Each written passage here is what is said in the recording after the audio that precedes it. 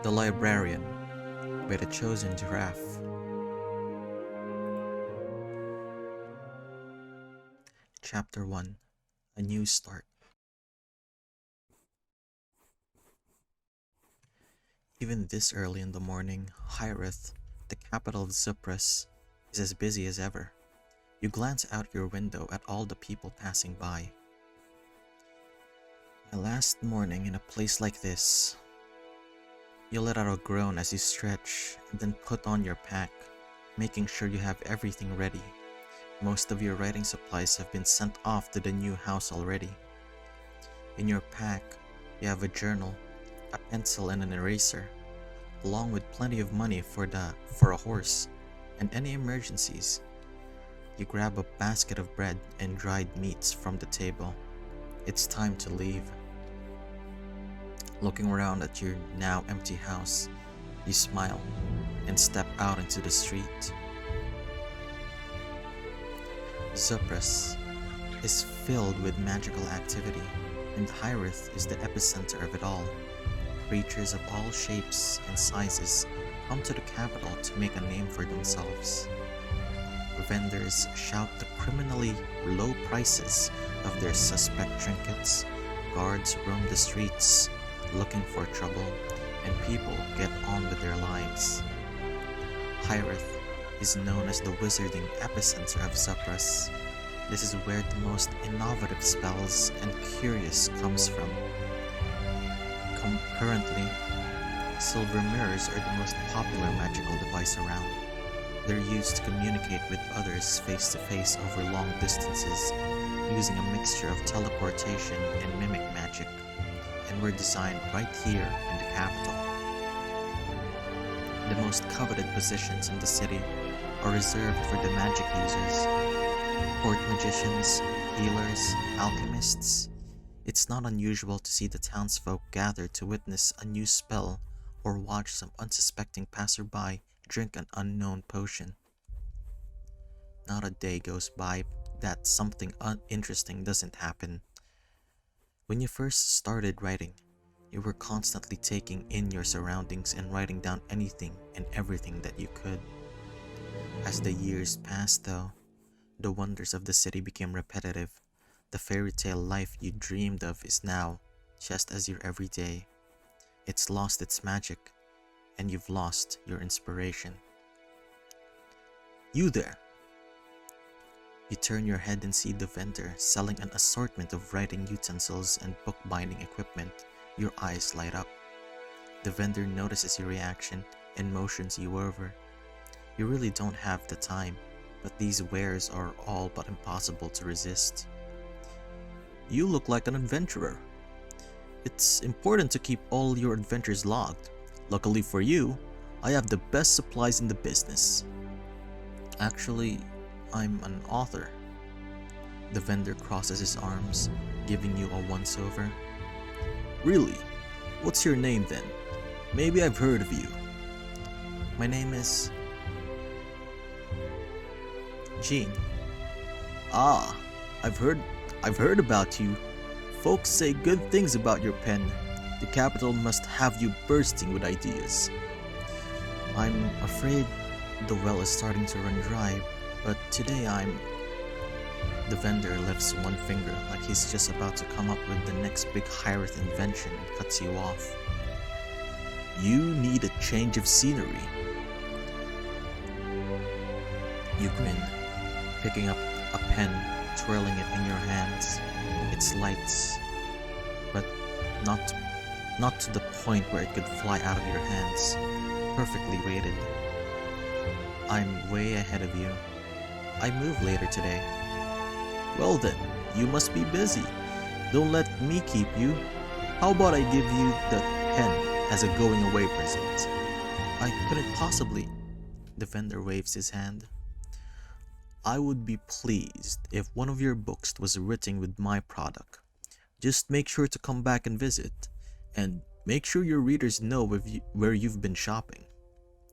He gives you a wink, and your smile widens. You thank him and move on.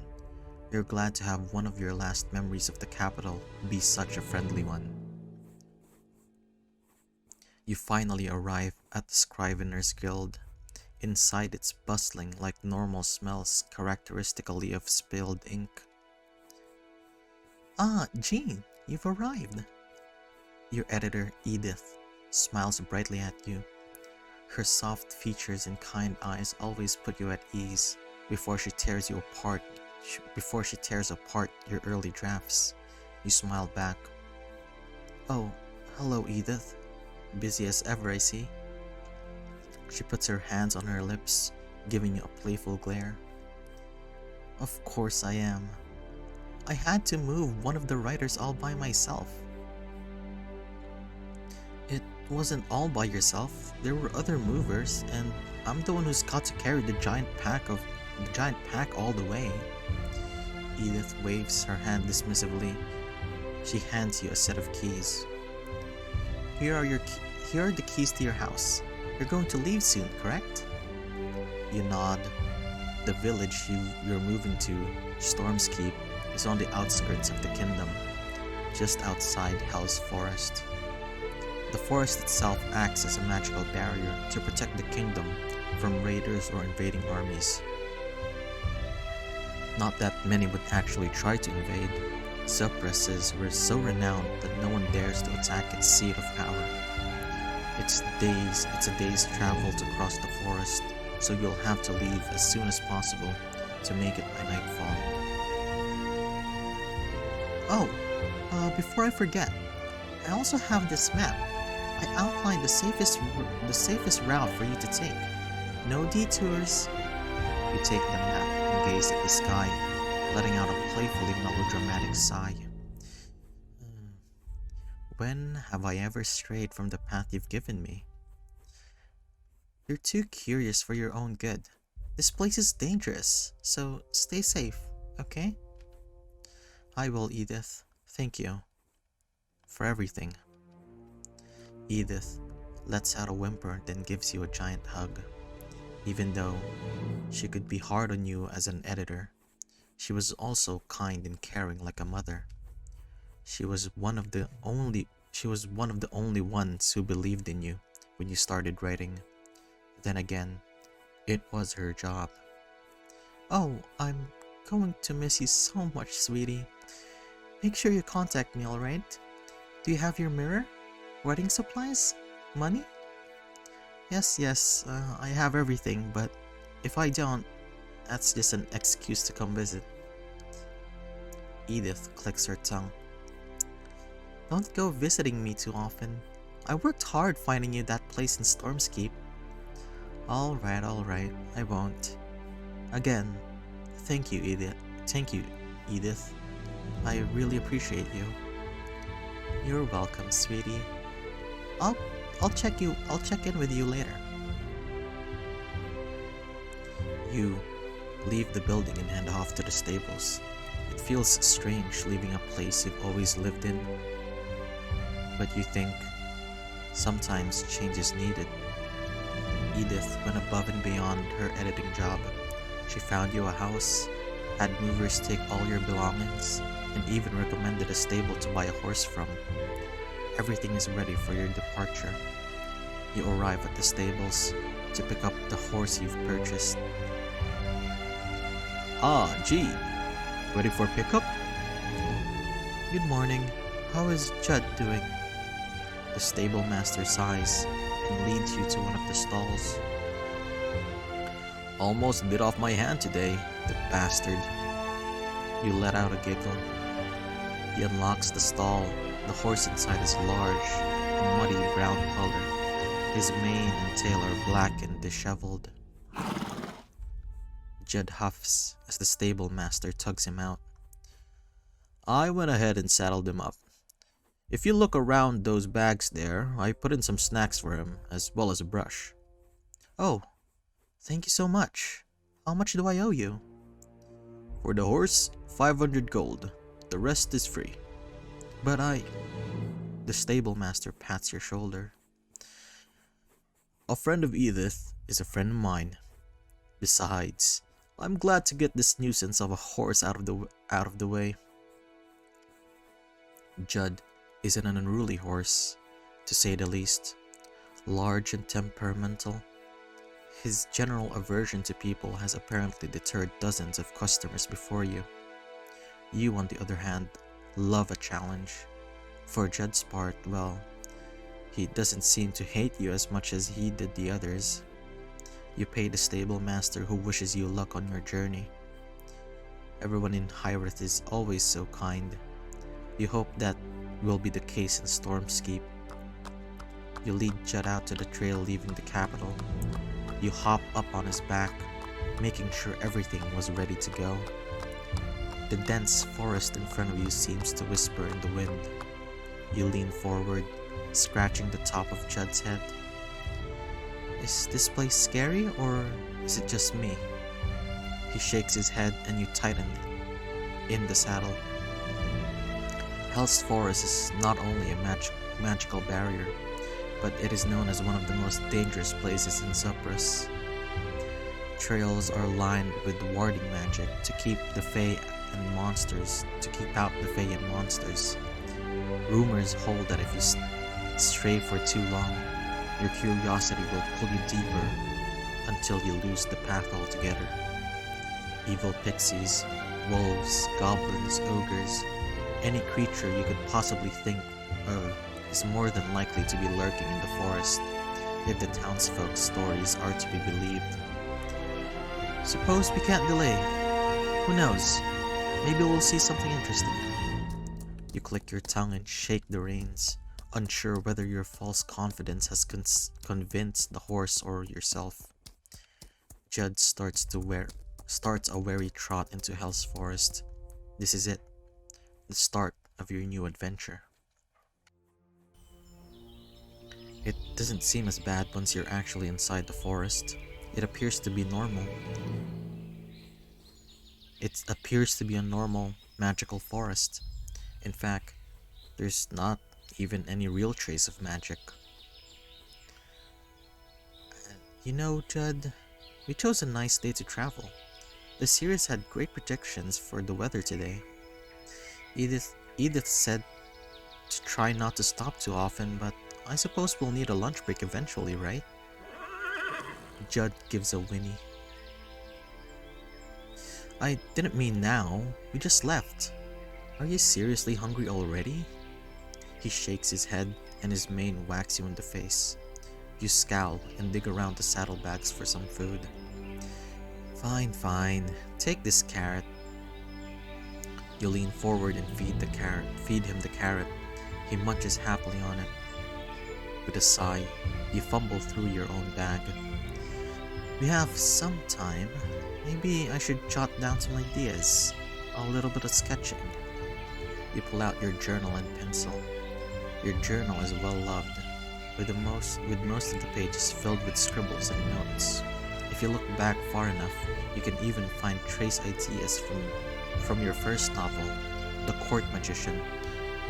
It had all felt so easy then. You took the lives of the people you saw and spun them into fantastical adventures. Now, you can barely get through a paragraph, let alone a whole book. The outside of the journal is a leather-dyed dark red. A black ribbon holds it closed. You unwrap it and open to a blank page. Now then, you look around you. The forest is lush and brimming with hidden life. Birds chirp as you scour the tree line and try to make out anything interesting. A strange noise is hidden beneath the birdsong. Music. You've watched bards perform in the city, but compared to the jaunty dance music, this is refreshingly understated. The song drifts, seeming to come from everywhere at once, and even lulls Judd to a stop. You dismount and take a tentative step to the edge of the path. The voice is beautiful. You try to record how it sounds, like crystal chimes, but find your hands sway in time with the rhythm and your writing is barely legible. A wave of serenity washes over you. What is it, Judd? I can't quite make out the words. Listen some more. You close your eyes to truly focus on the voice. Still nothing discernible. As beautiful as the song is, it seems to evade your focus, wafting in one direction and then another as you spin, trying to find its source. What are they singing?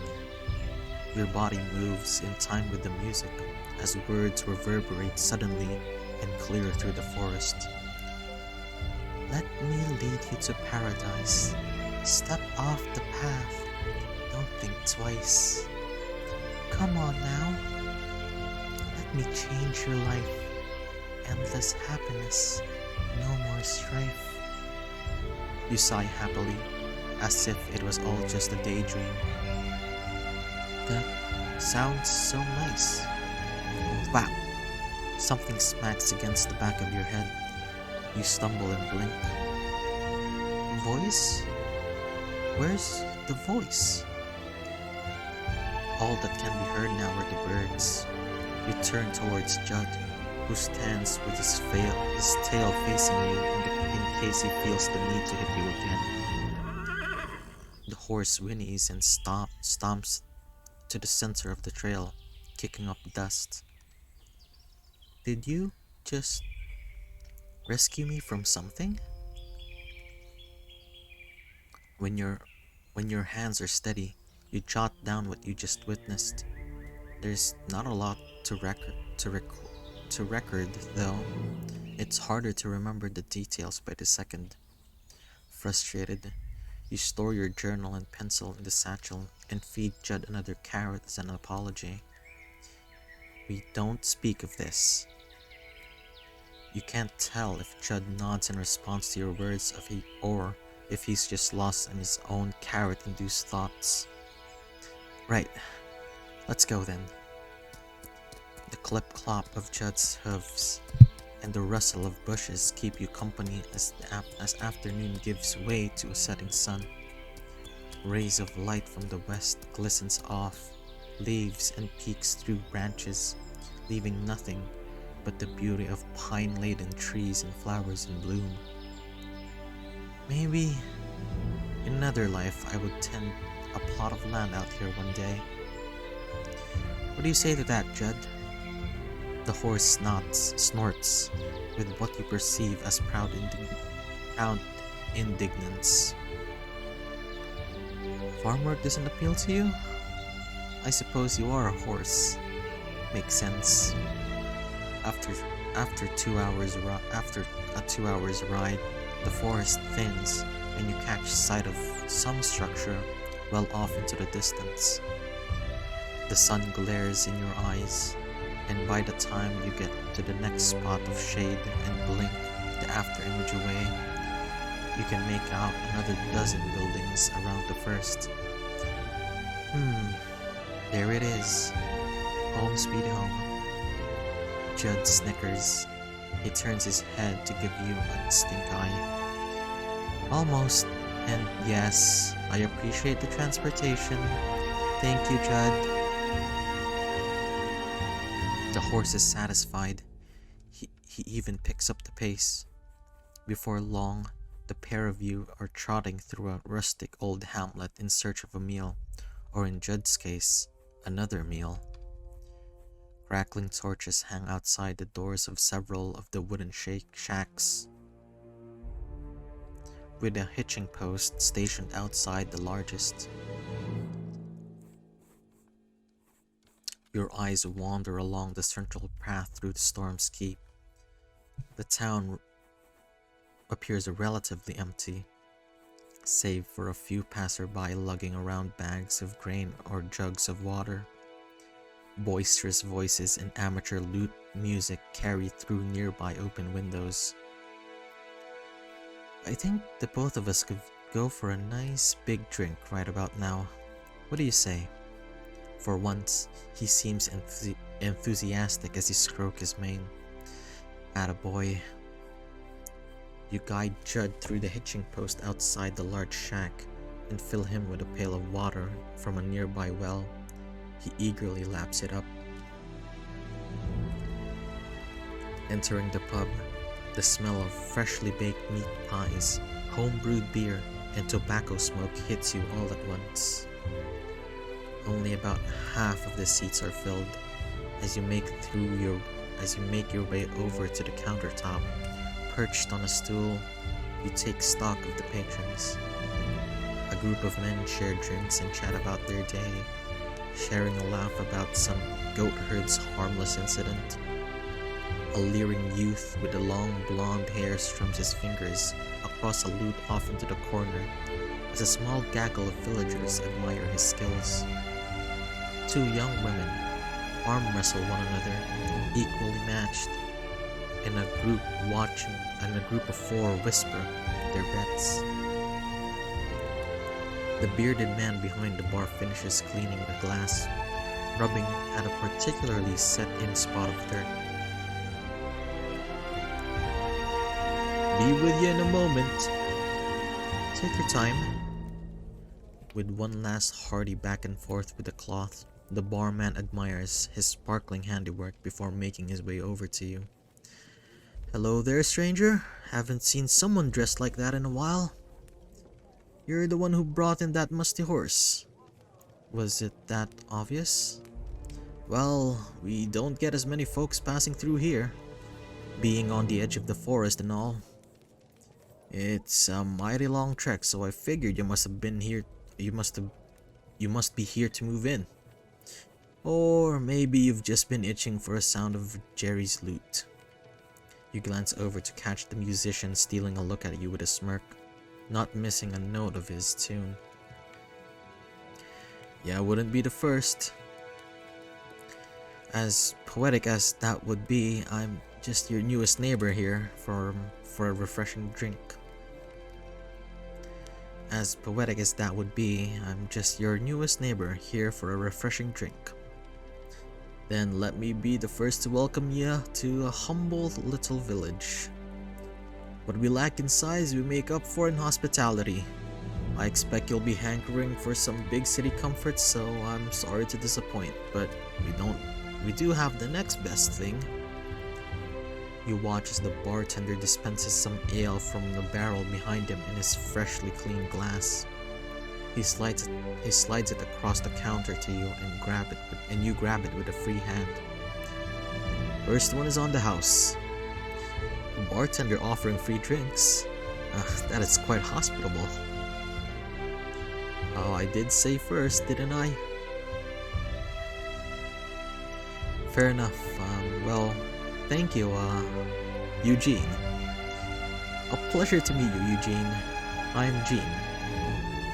Gene? That's a sturdy name. Well then, Gene. Now that you've a bit more accustomed to the rhythm of Stormskeep, mind telling me what you'll be up to in that brand new little property of yours? You take a hearty first sip of your drink, warmer than you're used to, but it has a pure sharpness to it that more than makes up for the temperature. Putting pen to paper and seeing what sticks mostly. Such is a burden of a writer. Ah, a storyteller. I tried my hand at crafting tales once. Just once? When I was a lad. I kept trying to figure out how to write this story about a prince gallivanting off with a beautiful man. Alas, I realized something before it was finished. And what was that? I was just writing a tale about my own desires. Waste of time for anyone else to sit through the half-baked ramblings of a hopeless romantic, especially mine. Self-doubt and eternal dissatisfaction with your own work. You're closer to a real professional than you think. Eugene laughs. I'll drink to that then. You clink glasses with him and down another gulp. Now, if you're looking to get some inspiration for your next story, you'll need a good lay of the land. How about I stop by tomorrow and give you a tour of the town? Your hospitality continues to impress. I wonder where the catch will come in. No catch, as long as you keep coming by to pay off that free drink. Eugene winks as you chuckle and roll your eyes. You finish off the beer. Well, I suppose if the drinks stay this good, that won't be a problem. I can guarantee you that. I appreciate the confidence. You stand and slide the empty glass back over. He starts right up again, polishing it as if you've never sat down. With that, I must say goodnight. It's been a long day's travel. I'm sure it has. I'll see you in the morning for that tour. Good night.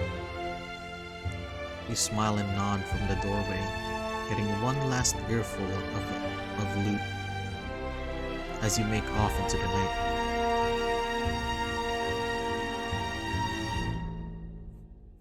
A quick horse ride later, and you're saddling up to your new home.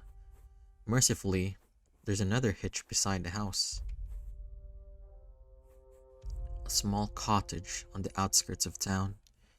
The wooden abode looks relatively well kept, if a tad dusty from its vacancy. A small garden waits for fresh seeds around the back. Through the front window, you see crates containing the remnants of your old city life stacked inside by a new straw mattress. You hurry in, stripping yourself of belts and accessories before collapsing in a heap. As your head lands on the pillow, you close your eyes to the sound of crickets chirping in the garden and drift off to sleep. Chapter 2: The Library. You wake from a very deep and comfortable sleep to a loud knocking at your door. Come out. You let out a groan as you trip over a box and stub your toe. With a scowl on your face, you hobble to the front door and crack it open. Good morning. Eugene has his hand on his lap, a bright smile on his face, and seemingly not an ounce of care for the unreasonably early hour. You open the door wider and force a tired smile. Good morning, Eugene. Did you just wake up? That's no good. You laugh and rub your eyes. I'm no early bird and traveling drained all my energy. Why don't you come in for some coffee? Well then, excuse me. He ducks past you and you close the door behind him. Your house admittedly is still a mess. You'd have to put a bit more effort into cleaning the previous night if you'd known there'd be guests next morning, or so you tell yourself. I apologize for the state of things. Go ahead and sit at the table. The table in question is covered in books, pens, and paper. You sweep some clutter into a growing pile on the floor. Tomorrow's problem. He chuckles, sits down, and looks around curiously. You shuffle through some crates to find the coffee maker and grounds. We only got to talk a little bit last night. How long you been writing? You start the stove and place the pot of water on it. I had my own short story section in the newspaper at 16. My first book was published at, I think 18? Really? You're so young. Most writers seem to be those old rich folk from the capital. You laugh to yourself. That would be my parents. Your parents are writers? Must run in the family then. You shake your head and pour the now boiling water of coffee on the coffee grounds. You watch as the water is absorbed and drips back down to the pot as coffee. Well, my mom wrote, my dad was an editor. They must be proud, seeing how their child is the best in the country. Have you even read any of my books? Eugene lets out a sheepish chuckle. Not much of a reader, but I'm assuming you're doing well for yourself, am I correct? You are. There you go. I know they're proud. Yeah, I hope they would be. Silence fills the room for the sound of the dripping pot. You slowly fill 2 mugs and sit down across from Eugene with the coffee. He has sheepish eyes and a small sad smile. They not around anymore? You blink and clear your throat. No, plague. When I was 18, a few months before my novel. I'm sorry, kiddo. It isn't a hard topic, but it is rather an unfamiliar one. You've pushed the devastating memory of your parents' death into the back of your mind and devoted yourself to your work instead. You had long enough to mourn. You pour Eugene a cup of coffee and slide it over to him. I'm not the only one who lost family to the plagues. I'm okay now. He places his hand on yours and gently squeezes it. His smile hasn't gone away. Just for a second, it feels like you're sitting across your father. He always held your hand whenever you struggled with a story and talked you through it. A quiet man, patient and encouraging. Your face flushes as you take a long sip of your coffee. I'm sure they would be proud of you. I mean, look. You took a huge step and moved out in the middle of nowhere. You put down your cup and snort. Okay, now you really sound like my dad. Eugene freezes for just a second before his face takes a new warmth. I can't replace them, but... He waves his hand dismissively and stands. He doesn't seem to want to face you. Forget it. Shall we start this tour? Yeah, let's start. You're both flustered by the abruptness of the soft moment. You stand and put 2 half-full mugs on the counter. He's kind. I think he startled himself by almost saying, he could one day be a father figure to me. You smile to yourself. I suppose I don't mind. Edith's basically my mom already. So why not Eugene? I could use someone in this town to rely on. You instinctively reach for the necklace that you always wear. It wasn't there. Shit. I can't believe I forgot my necklace. You alright, kid? You nod. Yeah, just forgot my necklace that I got as a gift from my parents. That isn't good. You know where it is? It's back in Hyreth. I can ask Edith later to keep it safe and go get it later. Alright then. Come on, kid, let's get a move on. Coming. You and Eugene leave the house. Storms keeps already at work. Your scowl returns in the bright sunlight. Is everyone here a morning person? Eugene chuckles. We are a small village, but a lively one. The jobs here have everyone waking up at the crack of dawn. He walks over to the little storefront. The smell of fresh bread mixed with something sweet hangs over the place and soon overwhelms your nose. Take the bakery. Audrine gets up first thing each day and makes the freshest pastries in the kingdom. You take in a deeper whiff and sigh. That smells absolutely divine. I'll add this place to my list. What list?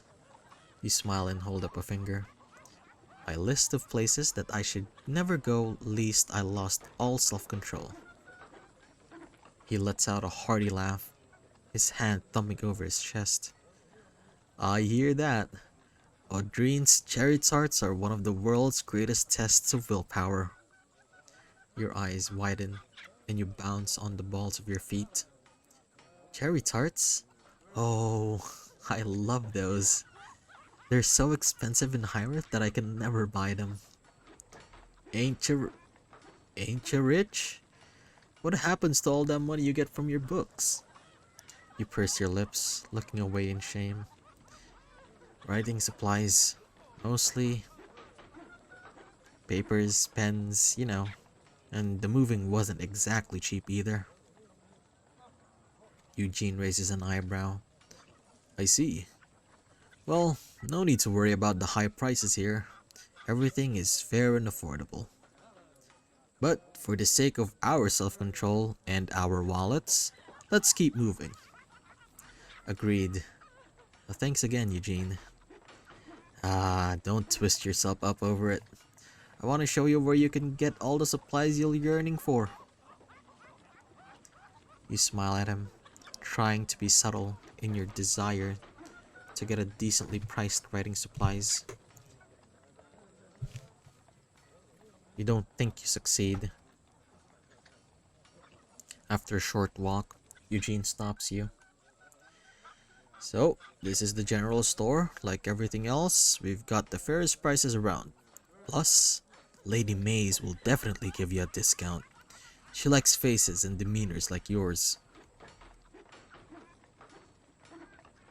He makes air quotes around Lady. Who's that? Is she... Oh, Mays isn't actually nobility. Just an old eccentric old shopkeep. She uses the title for fun cause most folks here don't know her full name. I mean, I do. Bartender's business knows his customers. I think it's why she never cuts me any slack. Eugene laughs fondly. There's no malice behind his words, so this rivalry of theirs must be backed up by genuine respect and care. It's a nice thing to witness, even secondhand. You can go there on your own later though. There are a couple more places I think you'd like. Sounds good to me. The two of you aimlessly chat about the state of the town and the weather before Eugene points to another building. Your clothes might be in a decent shape now, but you'll need to pay Stephen a visit sooner than you'd expect. Trust me, I learned a lesson that a few holes too late. So this is a tailor's shop? Stephen and Sons is the best place around to get in with the new and repair the old. Not like there's any much competition in the way of tailoring. They're friendly enough, though Stephen Sr. has a bit of a cantankerous streak. Remember, he screws up your favorite shirt, you take it and thank him for the improvement. Or better yet, make sure his boys are on the job instead. I see. I'll have to get something a little less... piratey? That's one way of putting it. Well, this place is the place for you. The only place.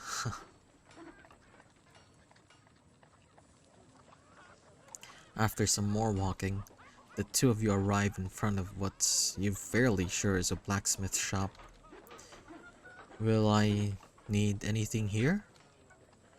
Not weapons, no, but they also do appliance repairs, and there's no one more reliable than Eclair when it comes to last-minute patching up. That's fair enough. You barely took care of yourself back in Hyreth, so most of everything in your old home was pristine and only used by necessity. You suppose you'll have to adjust yourself here. Oh, it seems like she's out now. Maybe I can introduce you later. I'd like that. Thanks. But your eyes are already drawn to the next door's butcher shop. Open air show off its hooks and chains and bloody smears, which intimidate you more than they should. This shop keeps the town running. You'll get used to it too. Cece is pretty tough on the eyes, but a butcher's a butcher, no matter how scary they look. You don't need a butcher to make you nervous. By all things holy, you can barely even cook. So, everyone comes here? That's right. You'll be a regular local before long, so don't you worry. Alright. Do you have more places to show me? I most certainly do. Don't worry, we're almost through the town. But a tour's a tour. I'm a man who likes to finish exactly what he started. I see. Well, this has all been very interesting. I appreciate it. You walk with Eugene for a short little bit as he laughs. Somehow you feel unexpectedly close to him when he does that. Oh, enough with the formalities. We're going to get along great. That much I can tell. Now this here is a schoolhouse? That's right. Lots of us volunteer here to help out the teachers. Now, I'm not trying to tell you to do one thing or another, but I'm sure the kids would love to hear from a writer like you. I'll keep that in mind. What's next to the schoolhouse? Some sort of church? Your stomach drops a bit at the thought. You've never been fond of religion for yourself. Hyreth has a great many temples for worship, but none of those gods saved your parents from the plague, or you from the loss. You got plenty of thoughts and prayers, but nothing that truly helped you.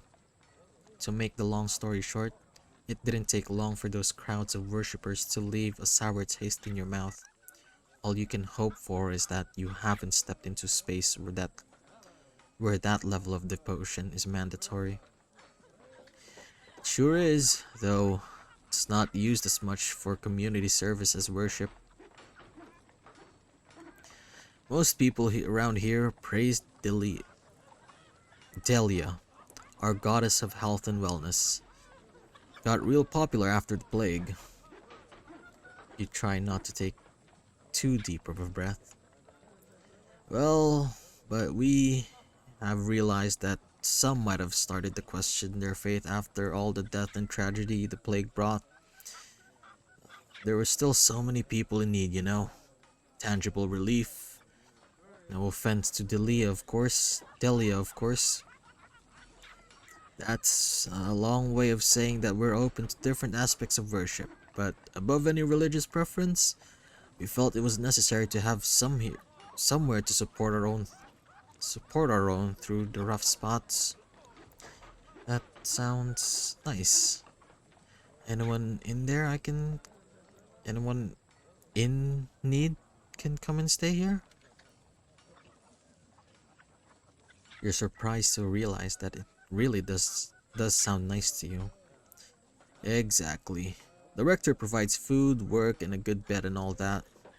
Call me sentimental, but I'm proud of this represents in our sleepy little Stormscape. I can understand why. Is there anything else you'd like to show me? Eugene's eyes flick towards the southern edge of the town, but meets your curious gaze again just as quickly. If you looked away for half a second, you would have totally missed the gesture. Could there be something out there he doesn't want you to see? So, how's the tavern holding up? You seem to have a lot going on there. I can't complain one bit. We don't get a lot of passers-by, but given the location, but I've got my regulars in town, but a few folk who do come from elsewhere always needs a drink and something warm to eat. And especially a safe place to spend the night. And as long as I can keep things running, I don't mind the lazy days. Still, I'm thankful you've decided to call our town home. We need more people like you. I really, I don't know what to say, really. You've been so welcoming, and that's when your curiosity, which have been gnawing at you since Eugene's strange, sideways glance, finally overpowers your sense of decorum.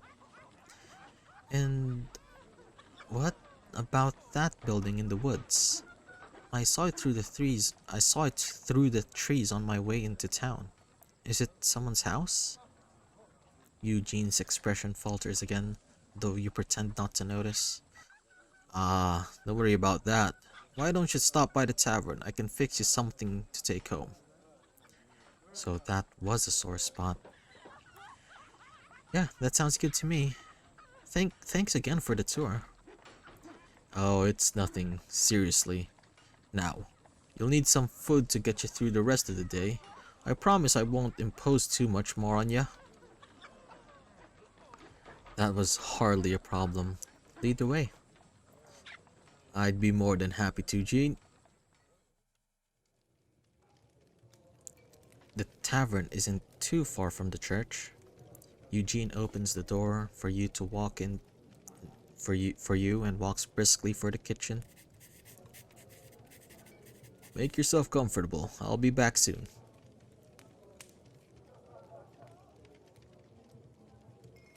You're not sure you're ready to socialize, so you sit down far from any customers and think.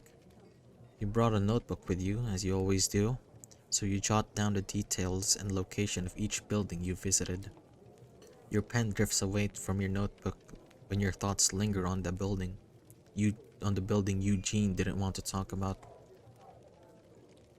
What could be so taboo that he completely refuses to acknowledge it?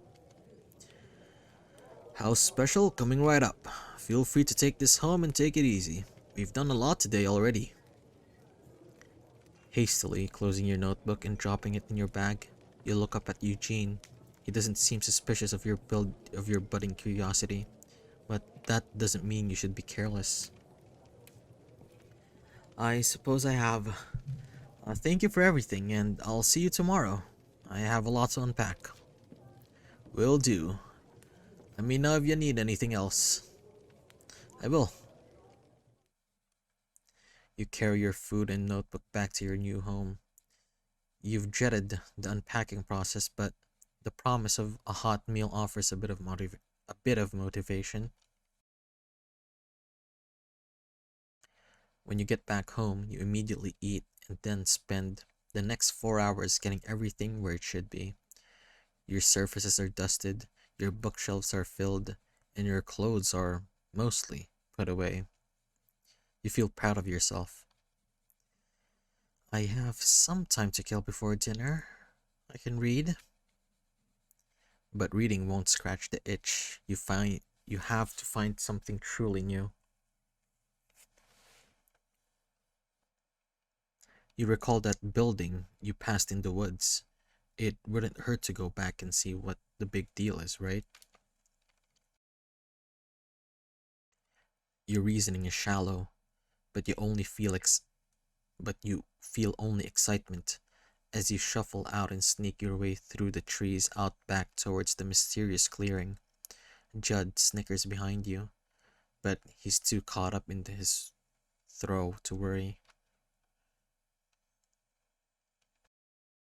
It doesn't take long for you to get there, but you would have gladly traveled another hour if you'd known what the destination was.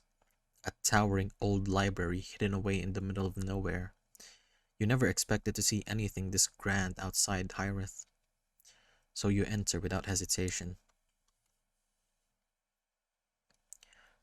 Your eyes quickly scan the vicinity of the large library aisle by aisle.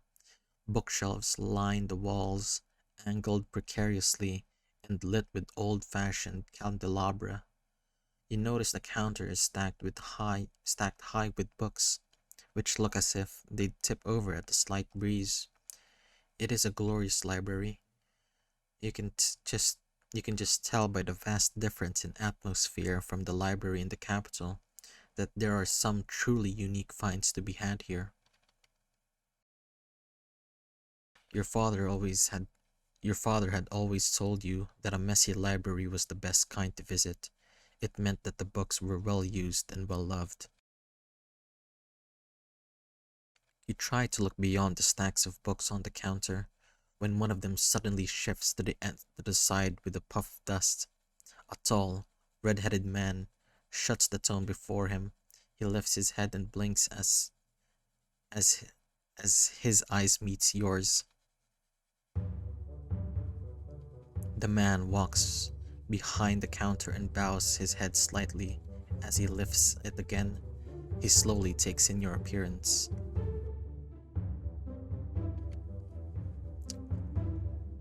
look away uncomfortably. You bow your head in return rather than meet his gaze. Your cheeks flush as you feel his intense gaze scan over you. It's hard to give a proper greeting with a stranger staring at you as if he's prepared to sketch a portrait. Why is he staring at me like that? You like people watching, but you do not like others staring at you. Even for a few seconds, this feels weird and creepy. Wait, do I look weird and creepy when I watch people for inspiration? You shake your head and then clear your throat awkwardly. The man's lips curl upward in an impish smile. You almost jump when he finally speaks. His smooth, velvety voice sends a shiver down your spine. Welcome! You must be new in town. I haven't seen you before. That I am. I didn't know there was a library here. This is what Eugene was hiding? He didn't mention this was a library. Surely he would have known I'd be interested. The man scoffs and rolls his eyes. Not many drop by from there, small town. But you, I take it you're an avid reader? An author as well, that's why I moved out here, for inspiration. I see. He pauses slightly, as if the gears in his mind are turning rapidly. He smiles once again, softer this time. I'm Andrew, the owner and resident librarian of Curiosity Library. Pleasure to meet you. I'm Gene, and the title is a little odd, I must say. Why not just Stormskeep Library, the one in Hyreth? You'll find lots of things in this world odd. The name of my library is not one of those. He's certainly got a strong personality. Before you can dwell on it further, Angie gestures across the rows of shelves. Go ahead, browse as much as you'd like. When you want to check out a book, just come to the counter. I can get your card set up. Card? Andrew grins and pulls out a paper card filled with stamps. The stamps shimmer with light as he waves the card around. A countdown on its face ticks by the second towards book 2. You blink in surprise as the number on the cards move. Andrew lets out a self-satisfied smile at your reaction. Came up with the idea myself. It lets you know how much time you have left when checking out a book, of course. I have written it down in a log as well as in case the magic goes awry. Are you a wizard or something? He waves his hand dismissively. Sure. Or something. I'll let you get to it. If you have any questions, just ask.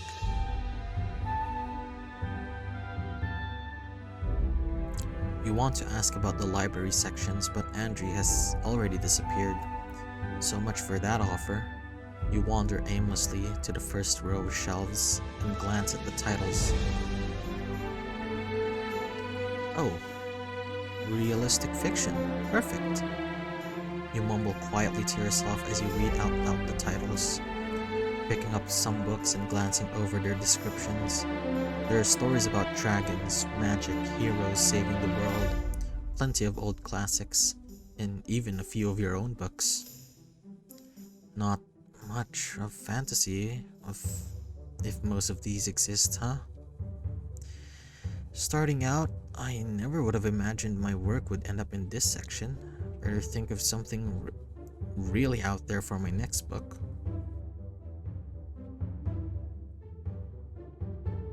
You feel something graze your skin and jump back. An orange tabby rubs harmlessly against your leg.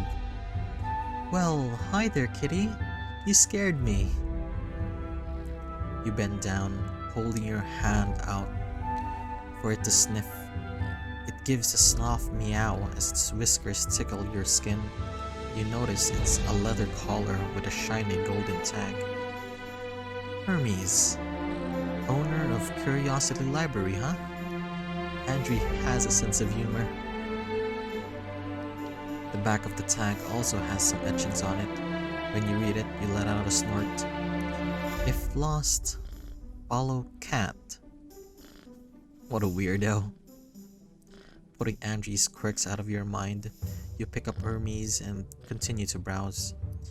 You never had a cat of your own, but you love them all the same. This one seems to have taken a liking to you as he rubs against your chin, his rough tongue giving you kisses. You set Hermes down to start to drift. You set Hermes down and start to drift from section to section. Hermes follows along and seems to listen attentively when you mumble out the titles. You eventually pick up a couple of books to check out. One details enchantment, the infusion of magic into mundane objects to give them a different purpose. Not having magic yourself, you're always curious about how people choose to use it. When silver mirrors were first introduced, you spent ages trying to figure out their inner workings. Though it's embarrassing for you to admit, there have been a few times you tried making something levitate or lighting a fire with your mind, just to see if you had that spark in you somewhere. Nothing's ever come from the effort.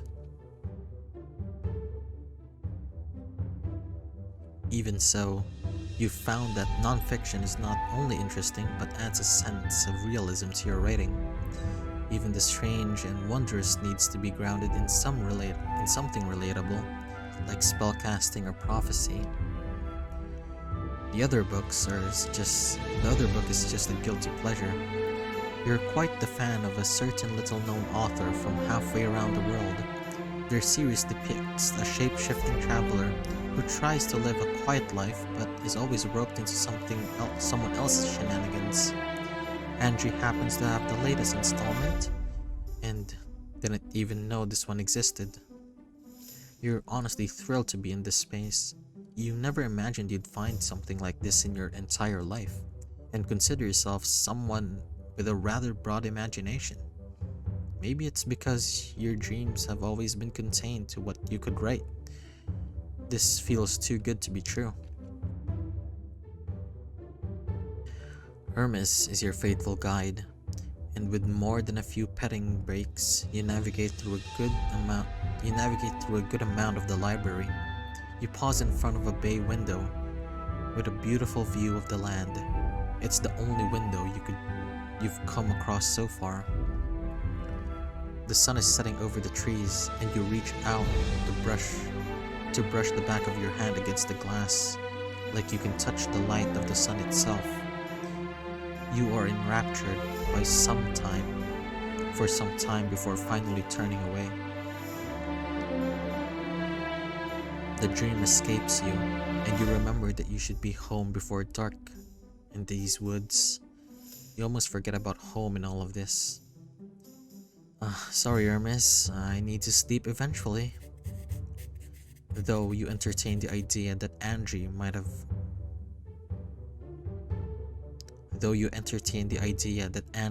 have a spare cot, you leave Hermes behind and head towards the exit.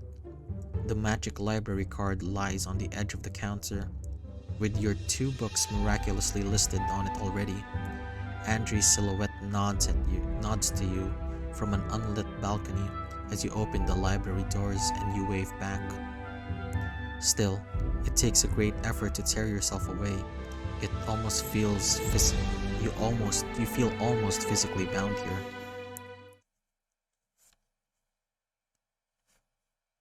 Then, you step out and reality hits you, and so does your hunger.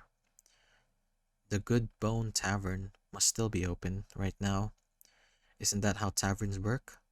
You're too blissed out to remember. I wonder what I should order. You're still weighing potential options when you enter the tavern. Eugene greets you with a wild smile. If he knows where you've been, he doesn't show it. How are ya, Eugene? Eugene only lets out a small laugh, but it's still loud enough to fill the tavern. A couple of people laugh along with him. Step one of the storms keeps life, kiddo. Days that's past is never worth worrying over. How you holding up yourself?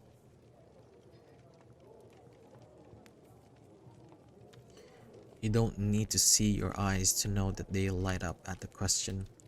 Babbling comes quickly after that. I had a lovely day, actually. I know you warned me about that strange building, but I found myself in the area, and you never told me it was a library. What a fascinating place it truly was.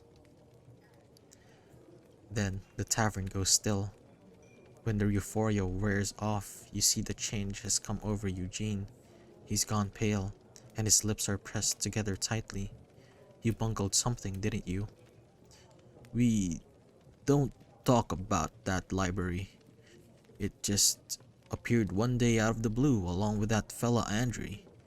And there've been other strange happenings around that place. What do you mean by strange happenings? Is everything alright? Eugene takes a moment to answer.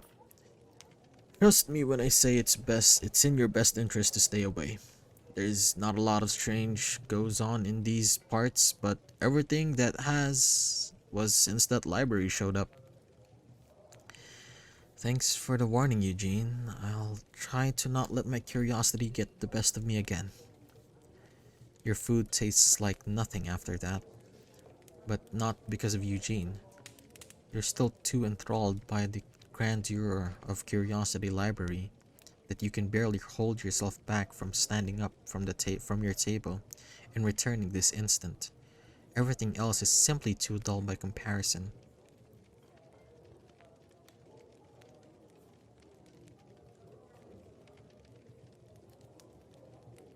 Needless to say, you do not listen to Eugene's advice.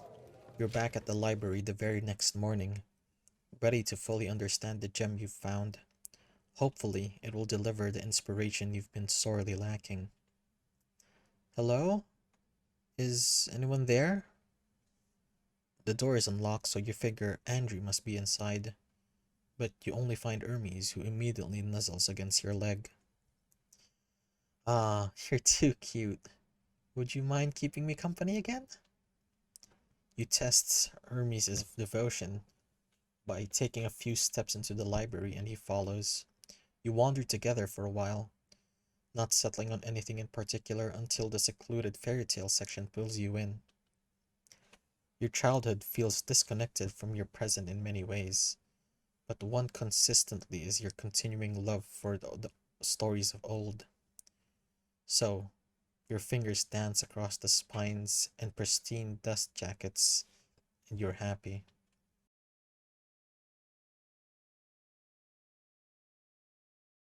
Hermes, any suggestions on what I should check out?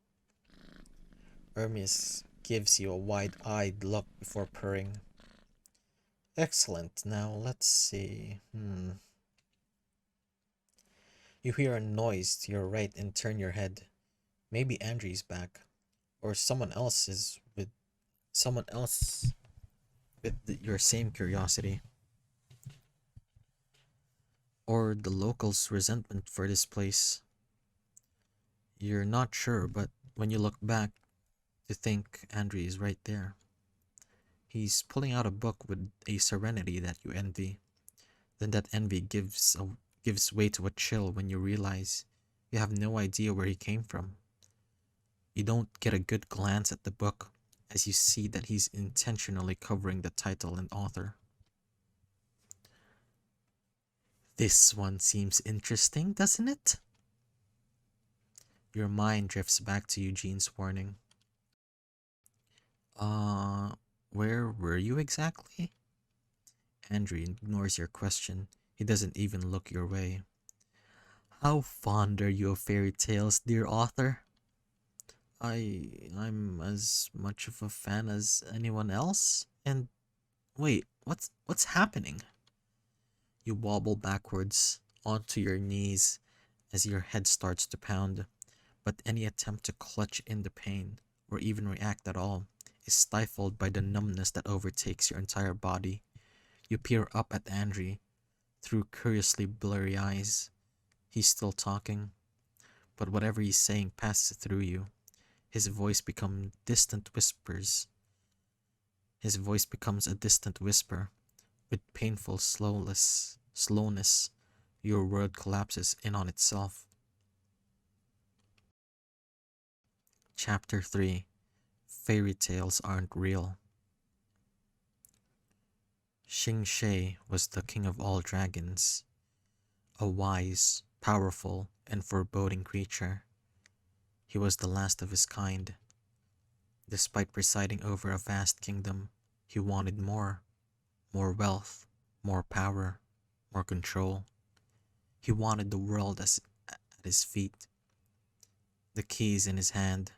So, Xing turned to destruction. War broke out at his behest, and the once peaceful world was thrust into a battle that spanned many generations. 100 years passed, 100 years of suffering, all for Chengshis to control everything under the sun. Only one city remained unconquered, Yishu, the city of arts. Yishu was home to masters of martial arts, but peace had reigned there for centuries. They upheld ancient laws that condemned any type of violent conflict, preferring peace to preside. The people were unified and happy. Until news reached Yingshu that Qingshe himself would soon arrive to the city. Any other people would have been terrified. The Black Dragon was coming to claim the city. He had never lost the battle. Perhaps it was best to simply surrender. Yet the people of Yingshu were fearless. The people of Yishu were fearless. They had a trick up their sleeve, a protector. Liege was a young man, but had excelled in everything he had done. Once an orphan, he was adopted by a venerable cultivator. By age 20, he already mastered a dozen fighting styles from across the world.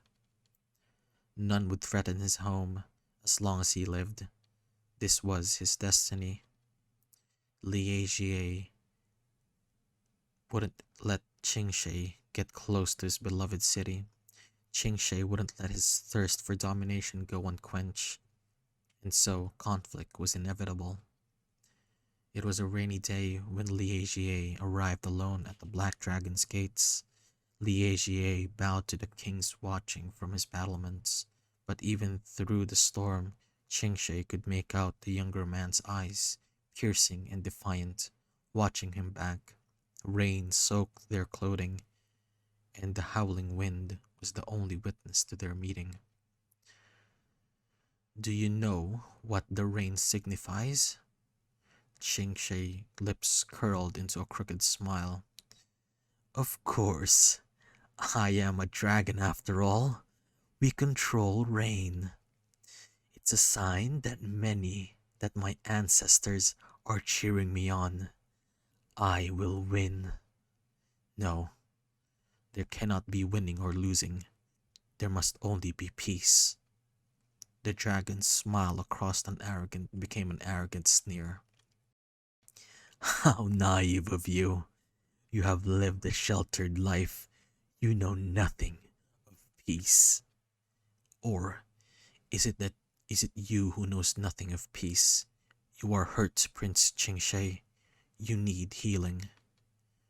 "You know nothing of my needs.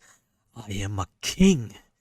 Face me now and find out what it truly means to suffer." "I do not wish to fight." "Then you will surrender your city." "I cannot." "So fight we shall." Not another word was spoken. Qingshe leapt at Li Jie with a furious shout, riding with storm winds. His, his fingertips tipped with claws, his breath billowing ash. Still, the young man stayed calm, blocking each strike with ease. The dragon's strikes were brazen, unwieldy, while the hero maintained precision and a calm mind. Qingshe could not keep up his fury forever. The longer the battle went on, the more careless he became. Li Jie, however, he knew how to endure. His retaliations, barely noticeable before, now forced Qingshe to dodge and catch his breath until the powerful blow to his chest sent him sprawling. He tried to rise. His body was weak, and his limbs trembled with exhaustion. It's over, Black Dragon. Give up your dreams of empire, and you may live. Why? Li Jie saw nothing but emptiness in his eyes of his formerly terrible foe as the dragon peered up at him through the rain. Why not? Finish me here. I will only become part of your cycle if I take your life. I refuse to serve the violent ends you've championed.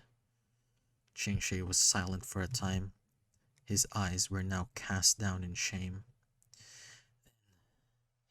I thank you, for you are a better man than I. Go. The sight of Qingshe assuming his true form was a magnificent one. His black scales glimmered with deep purples and blues, like a butterfly's wings. To Li Jie, those beautiful flashes of colors and darkness suggested the dragon's true and hidden nature. The Serpentine King took a newfound elegance as he twisted through the sky. Flying off to parts unknown, Li Jie bowed once again. You have made an honorable decision, Qingshe. May you find peace with yourself and your past. Years passed by with no sign of Qingshe. Some believed he had succumbed to his wounds. Others thought he was hiding, marred by defeat and ashamed to show himself within his own kingdom. Before long, his name became nothing more than a legend. His kingdom, once feared and reviled the world over, was replaced by a realm of peace and prosperity. In Yishu, the new capital, Li Jie grew old, tending the land as his father had. The world was thriving. Some days, Li Jie would go alone past the city walls, and beyond the clouds he would glimpse a glorious black dragon flying through the sky. Darkness is something you feel before you truly see it. It's like one of your stories in that way. And you feel it now, right before you feel a strange ache in your joints and a pit in your stomach. Then you hear, not darkness, but a voice. One you regretfully recognize. Wake up!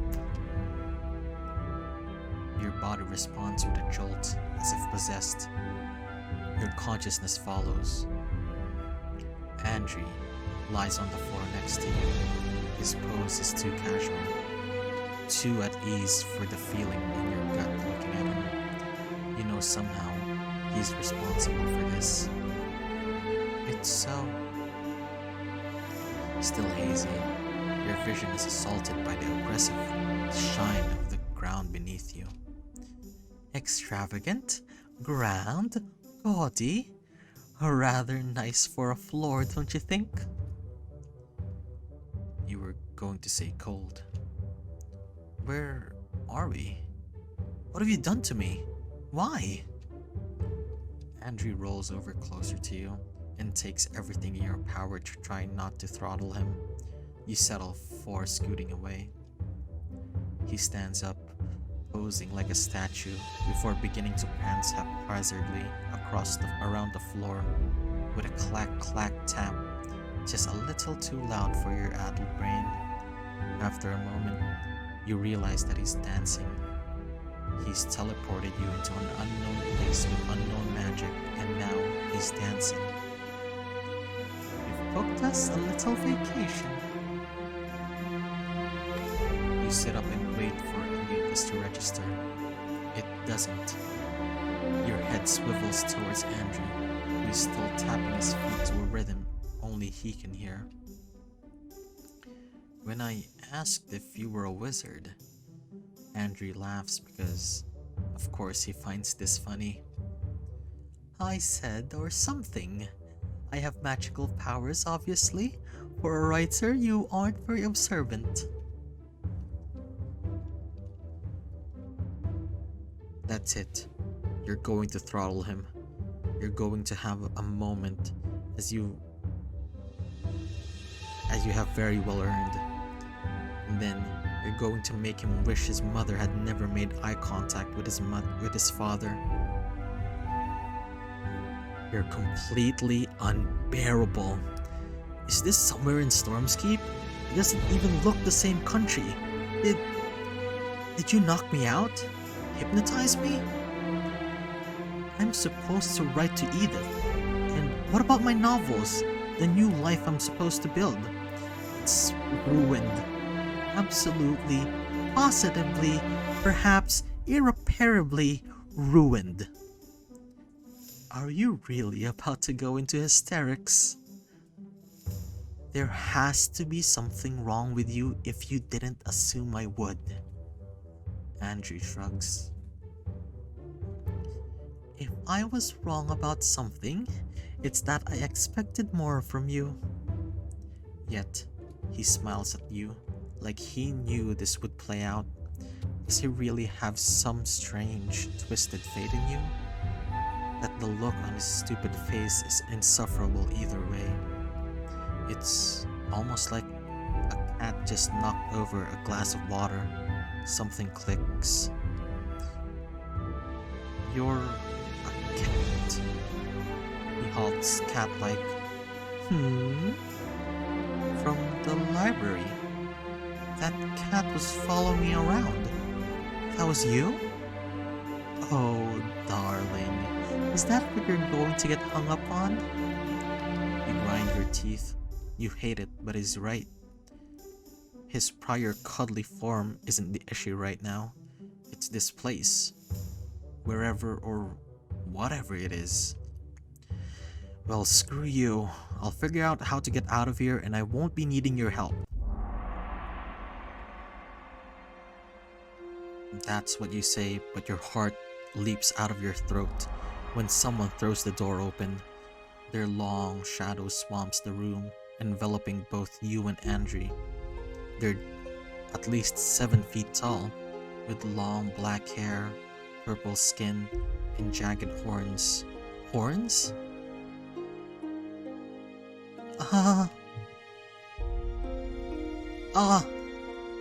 Their screams is high-pitched and entirely involuntary. The stranger's face is frazzled as you feel. Who are you and what are you doing here? I was going to ask you that. Who are you? The stranger seems affronted that you don't know them. Considering the room's decor, they must be someone of great importance. I am Chingshe, the ruler of dragons and all of the East Isle. Who in the world are you not to know that?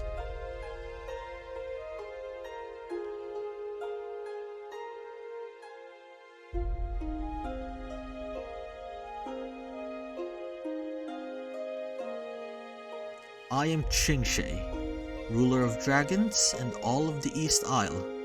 Who in the world are you not to know that?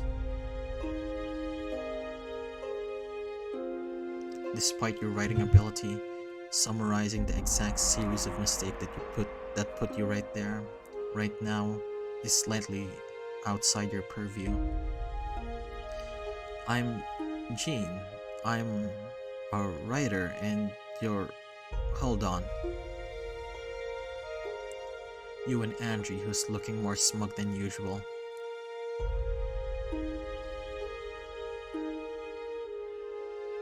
He knows where you really are, and now that your panic has somewhat faded, you realize you know it too.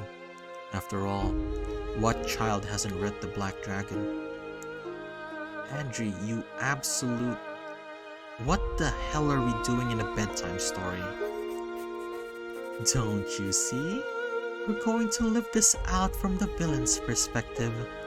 I thought it'd be nice to do things this way. It adds flavor, builds character.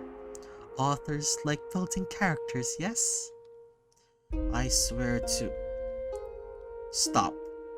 Both of you are talking all this nonsense, none of which explains what you're doing in my room.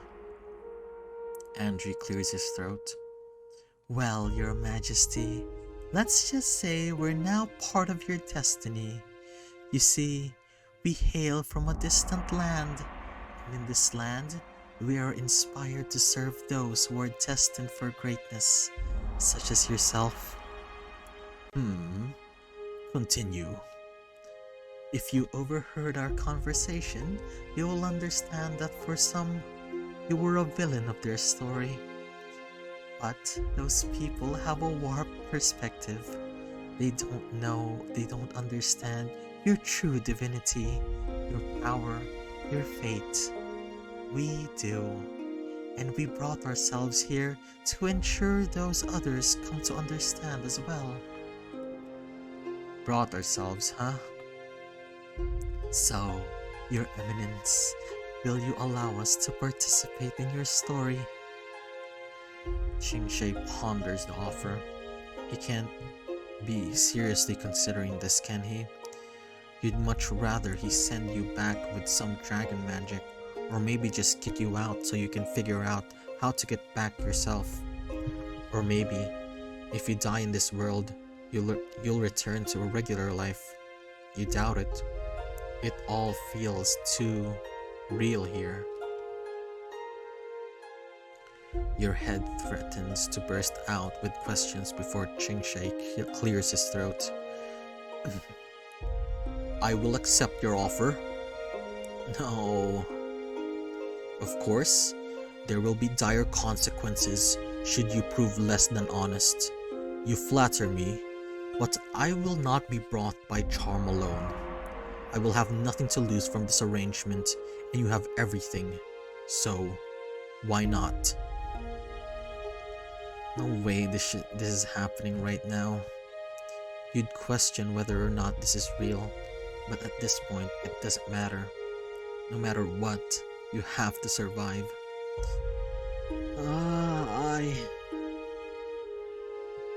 You try to think of what to say that's not begging or incoherent noise to come up short.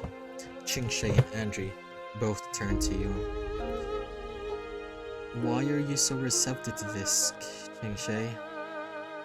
You would address me without honorifics? That's rather bold. I didn't say I disliked it. In fact, it's rare I see someone so brave without a shred of duplicity. Your companion, however. Qingshay's gaze flicks towards Andrew. Perhaps I should worry more about your perfect timing and silken words, but I have no time to discern your true intentions. I am a dragon. What could a pair of you hope to do to me? Besides, Jean, I appreciate your demeanor. I'll keep you both around.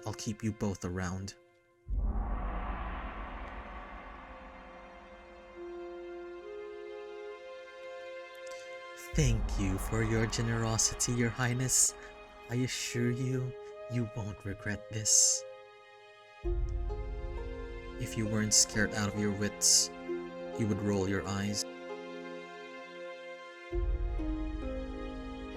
We will see about that. Stand, Jean. There's no negotiating with Qingshei's tone of voice. You get up and dust yourself off in an attempt to stop your legs from trembling too much. If it half works, judging by Andrew's exaggerated thumbs up. But you always sink back to the ground when you hear a thunderous knock on Qingshei's door. He holds up a single finger to both of you and Andrew before cracking the door ever so slightly. You can't hear what the other party is saying, but Qingshei's eyes take an uncanny brightness that you're not sure if you like or dislike. Either way, it shakes you to your core. I understand. Now leave me. Qingshei closes the door and grins as he approaches you and Andrew. You can't tell if there's a skip in his step or if he's outright levitating. But with beings like this, the difference seems a tad arbitrary. It seems you two will prove yourselves useful sooner than I anticipated. Oh, what? The flummoxed expression slips out before you can stop it. You hear Andrew snicker in the background. Don't just stand there with your mouth agape.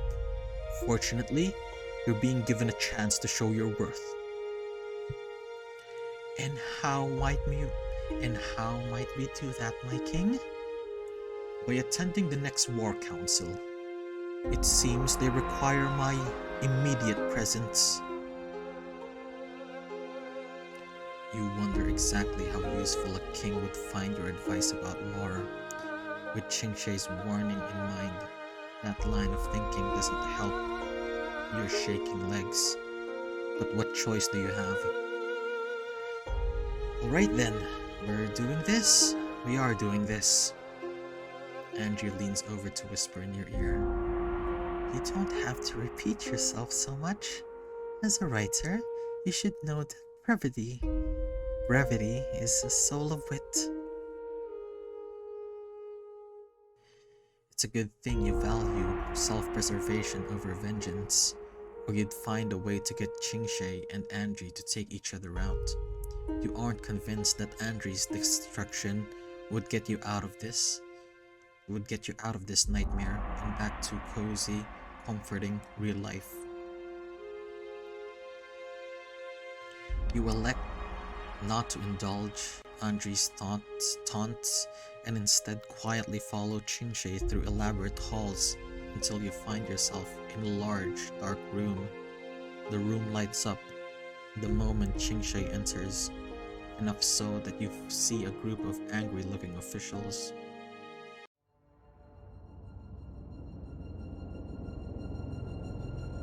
You try not to audibly swallow or scream. The War Council is an eclectic mix of humans, all with some form of luxury in their grip and power embedded in their stance. None of them look particularly happy, even if they don't immediately note your unwelcome presence. Qingshei didn't look like the friendly type when you first met them, but these officials take things to a different level of this. Qingshei didn't look like the friendly type when you first met them, but these officials take things to a different level despite only being human. Like a child fumbling for a friendly hand in the dark, you're tempted to reach for someone, then you remember where you are. Don't let them sense whatever it is you're feeling. To the people, you are little more than servants or tools. You're startled by his words, and you look up with what you're sure is a mix of shock and embarrassment. Qingshei's face remains implacable. He does not reach out to help you, but he does block you ever so slightly from their impending view. Their eyes fall on you and Andrew. Andrew sits down on Qingshei's left without any hint of uncertainty or fear. Of course not. He can use magic. You, on the other hand, can only talk yourself out of so much. You're stuck here, whether you like it or not. So, when Xingshe gestures for you to sit at their right, you simply oblige. This situation might be horrible and unfair, but you will get through it. Our great King Xingshe has arrived. The official who spoke seems to be defined by the color blue. Blue robes and blue eyes with a sharp gaze to match. You try to avoid their gaze. The council chants in unison. His Majesty's light shall forever shine. It echoes off the high ceiling, and you have to admit, it has a good ring to it. My king, how do you do this fine afternoon? And who are these guests you have brought before us? Are they here to support of our cause? This official licks their lips at the word cause. A long pink tongue slides across thin white lips. Their whole body is as thin and pale as paper, but they are only slightly shorter than Xingshe himself. I'm perfectly well, thank you, and these two are new advisors. You don't have to worry about it. On to the meeting then. We should first discuss the outlying territories. Perhaps we can... They're complicated areas, you see. Many maintain customs or superstitious which set them against us.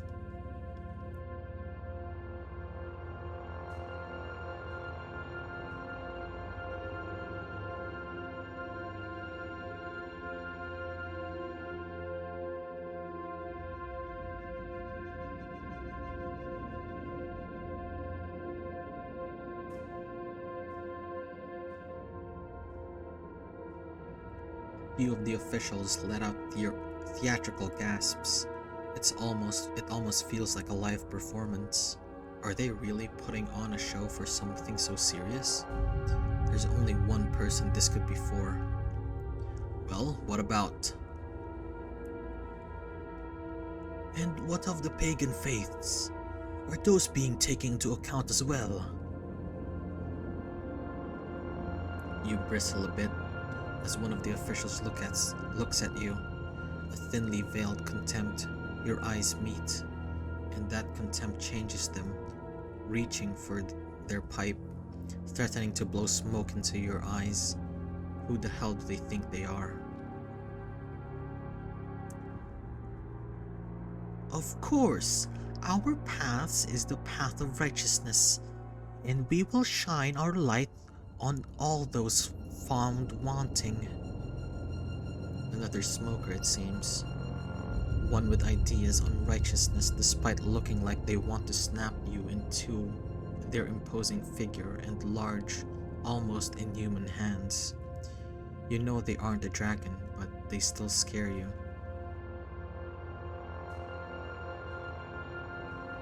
And our light? Too. That's rich. You never imagined this such manifest destiny in the official's words before. But then again, they were always minor characters. Well said, well said. And about those northeastern rebels? I believe a potential compromise is what... Their villages haven't a competent warrior between them. No need to worry. They are inconsequential and will be quashed in time. Did you not hear me? I suggested compromise. All this talk of benevolence and righteousness, that solution has not crossed any of your minds. The room goes completely still. The official who was talking turns glower at you and Andrew, like the two of you put these ideas into Xingshe's head, and you want to stand up for yourself, but are cowed under the official's gaze. Stand up for yourself. Excuse me? You're shaking, painfully aware of the tremors in your voice, especially when officials all turn to you with a fire in their eyes. What could you have to say in such an important matter? To call you a guest is a generous statement, so watch your tone. No, I won't. You see, I was sent here to aid your king on a very important quest, one that is beyond your comprehension. My companion here. You glance at Angie, who is taken aback by your boldness. Then he smiles. You might have played into his hand a bit, but that doesn't matter. You need to make a statement, and you feel mad enough to do so now. Will most certainly attest to our qualifications and skills if you require them. Now, on to my point. I would like you to take a moment to listen to the king and claim to honor and love so dearly.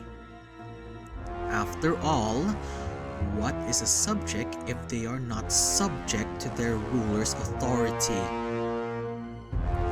The shiver that comes after the court's eyes drift to the offending official is unmissable. You feel sick, but also like that you've won at something. The fact that you borrowed that barb from a chapter you're working on nicely strokes your ego as well. I see one of your guests looks particularly antsy, my king. Tell me, why must you insist on entertaining those lower than you? You do not understand these people or their ability. Underestimation is a cardinal sin in our world. Of course, my lord. Don't you see? I simply don't want you to worry about such inconsequential matters as diplomacy when it comes to our greater goals. Why are you refusing to see my point of view? It's nothing of the sort. Don't worry, my king. We can take care of this ourselves. You only just gained the crown after all. You might be the only one who sees it, but Qingshei's eyes flicker for a brief moment as they head back in his chambers. The slash is near instantaneous, and the official falls, bloodied and lifeless, golden breastplate shorn to pieces. The air in the room withers and dies along with them. Every eye rests on the bleeding corpse, too frightened to move. When Qingshei speaks, no one even dares to breathe. Don't you remember what I said about the sin of underestimation? Or do I need to give all of you something more to jog your memory? Chapter 4, Reality Check. Your body is frozen. You stare at the official's body on the ground. Blood pools around him as the stench of it fills your nose. Thinking it was impossible right now, Andrew jumps his fingers along your shoulder, but you can't tear your eyes away from the corpse. You feel your skin prickle under the sickening, saccharine grin. He leans in the whisper. And this is what the storybooks left out. Qingshei calmly wipes his sword off the cloth and sheathes it. I would like to remind you all to watch your tone when you talk to me. I am not my father, but I am your king, and you, my subjects. Do I make myself clear? Your stomach twists at his cold authority. He didn't seem like the type to sound as if he controlled everything. He didn't seem like the type to kill someone. You didn't come to this meeting expecting to be sick all over the War Council chamber. Yes, Your Highness. They salute in unison, and you wrap your hands around your gut, as if you could simply hold in your mounting terror. The rebels have a champion, I've heard. I will find their so-called hero myself and take him down. There will be no objections. We are finished. What happened to compromise? What happened to Qingshi's initial arguments? Or was his will of peace burned into the council's attempts to control him? Qingshi controls one last glare and walks out. The room seems warmer in the Dragon King's absence, and you cling tightly to Andri.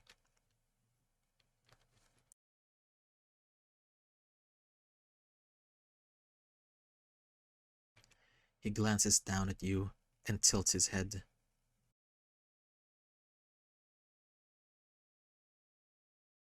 You want nothing more than to slap him, but your hands are shaking too much. Why did you bring me here? Are you trying to kill me? Your voice echoes in the hall, prompting some officials to turn from their cliques and glare at you. But you're already beginning to spiral. Who even are you? What kind of sick bastard? Now, calm down, darling. We have an audience. You don't want to make yourself look bad, do you? Tears threaten to spill from your eyes. What before seemed the mere pressure on your chest now has a weight of a boulder, making your every step drag. Andri wraps his arms around your shoulder and leads you out of the war room. Let's find our grumpy dragon, Every new development adds a pile on top of your throbbing headache. You breathe like you've you breathe like you've been running for miles. We're not. I don't want to find that monster. I want to go home. I can't breathe. I can't think.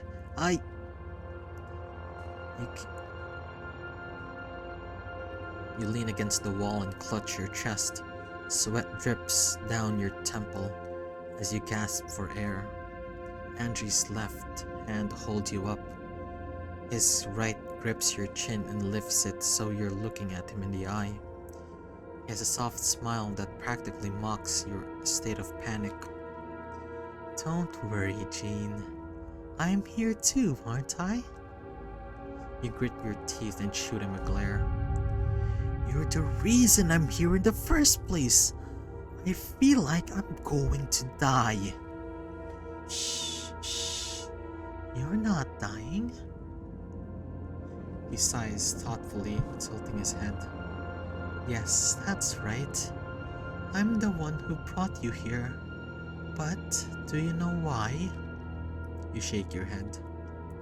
It's because, it seems like you have a call. The bag around your waist emits a faint light in disbelief. In disbelief, you open it and dig around your silver mirror. Flipping open the mirror, you see the name Edith shimmer across its glossy surface. You turn to Andri, ready to question how she could reach you here, but your all-knowing companion only shrugs. Edith! Where have you been? You thrust the mirror back to arm's length as shouting catapults you back into the migraine you've almost forgotten. You forgot your necklace. When I came back to give it back, I ran into him. Edith shifts aside to reveal Eugene standing with her, his brow furrowed. You pale and feel your face heat up.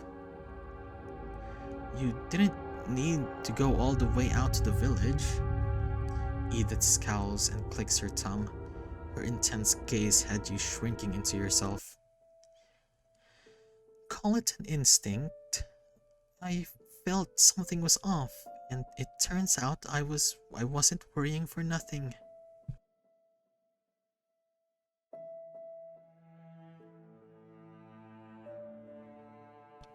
Eugene's eyebrows are furrowed. I was worried too when I went to your house with some food for dinner, but you weren't there. You weren't anywhere. When he finds out who you disappeared with, things will only get uglier. But for some reason, seeing Edith and Eugene together, all you can think about is that you want to be back with them. I'm sorry, I just went out and well, it's complicated. I just got caught up in something. You try to keep your voice steady, but it wavers before you finish speaking. You take a deep breath, but you can't hold in a sob as tears start streaming down your face. You cover your eyes with one hand. The tears don't stop. Sorry. Jean, what's going on? Where are you? Andrew goes to your side and pulls you close. He takes the mirror from your hands and holds it up with a bright smile completely out of place for what has been happening. Eugene's eyes flash with anger, and you didn't think he had upon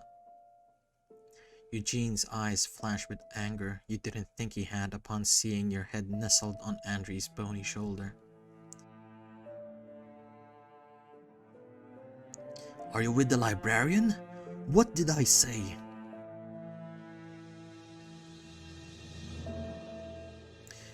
You just keep crying. Edith looks about as panicked as you feel. She keeps glancing from you to Eugene as she searches for an answer as to what's going on. Oh, hello to you too, barkeep. What the hell did you do to them? Andrew clicks his tongue, raising his hand in defense. I didn't do anything. We are just fine, you know. You rural folk are a lot more disagreeable than the stereotype would suggest. He scrunches his nose in mock disgust, or well, it's hard to tell. Eugene scoffs. He looks like he'd jump through a silver mirror if he could. Edith grabs his arm. Calm down, Eugene. Who is this person they're with? This person is a menace. Don't worry, Gene, I'll come get ya. Just tell me where you are, alright, kiddo? The mirror is plucked from Andrew's hands. Your eyes widen as you watch Chingshay inspect the mirror. What is this? Are there voices coming from it? Wait, give it back. Here you go. You wince at the series of cracks. Chingshay's talon grip apparently is more than the device can handle. He proffers the now broken mirror, only noticing the damage he's caused when a glass shard slips off onto his shoe. Oops. What did you just do? I apologize. Raucous laughter erupts from Andrew's lips as he watches you cradle the mirror like a baby. Your head is going to burst, you swear it. You big oaf. I can't believe... Oh my. This is truly entertaining. Chingshay pouts. I cannot help my considerable strength. You fall to your knees. Any chance of help is now shattered. Andrea may find this funny, but you yourself are devastated. Your life has been signed away into the hands of a murderous dragon in a sadistic librarian. Chingshay kneels in front of you. You whimper and scoot back as he reaches forward. Are you alright? His voice is soft and gentle. You look at him with tear-stained cheeks and shake your head. I just... Seeing what happened with that man in your court, and then... No, I'm not alright. Qingshui softly hums and nods. He tenderly smiles. I see. I frightened you, didn't I? You do not speak. I apologize. It must have been terrible for you to see something like that. Do you want to come with me? I believe I can explain some things. They reach their hand out towards you. You aren't sure if you want to trust them, but at this point, there's really no choice. What will you do? Sit in a palace hallway until a less amiable courtier comes by? You wipe your tears away and stand. Your mouth is dry. Your muscles ache from an hour of nervous tension. Take it easy. My room isn't far. Alright. Qingshui starts walking. You hesitantly follow them, and Andrew settles up beside you in a relaxed gait. That amused smile never seems to leave his face. My father... Qingshui starts talking as they open their bedroom door. He was a show-don't-tell type of parent.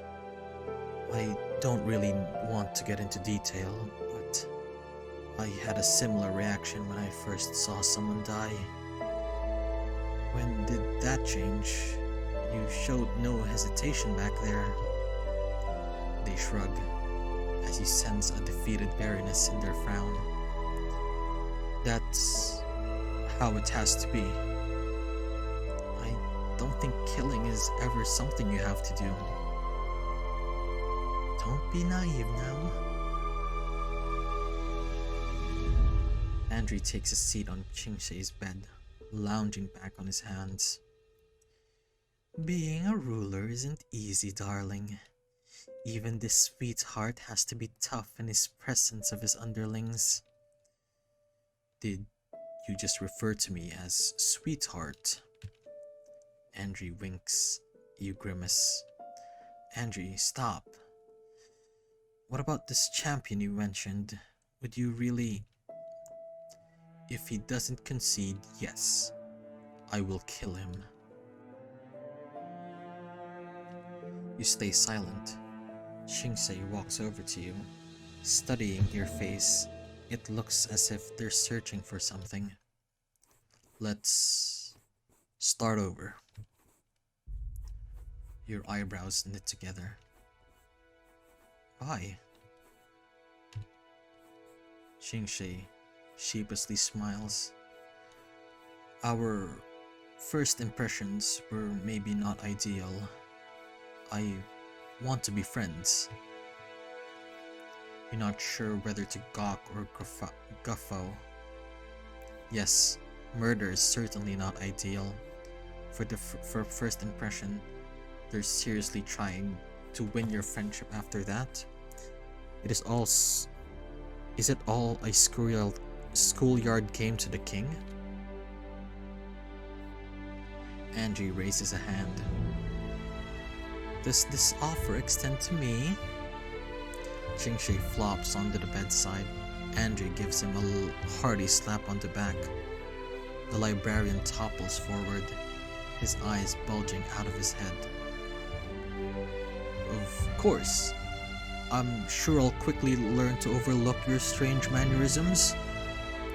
Andrew coughs and smiles weakly. I am flattered and glad to relate to the magnificent Black Dragon on such a personal level. Please, forgo the titles. They're merely a political annoyance. You shake your head. They're acting like this is some happenstance in a high-end tavern. Just hold on a second. What?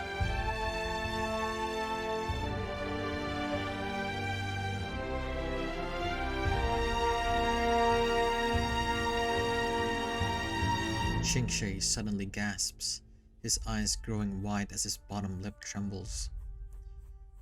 Don't tell me you're not interested. Is it because I broke that silver toy of yours?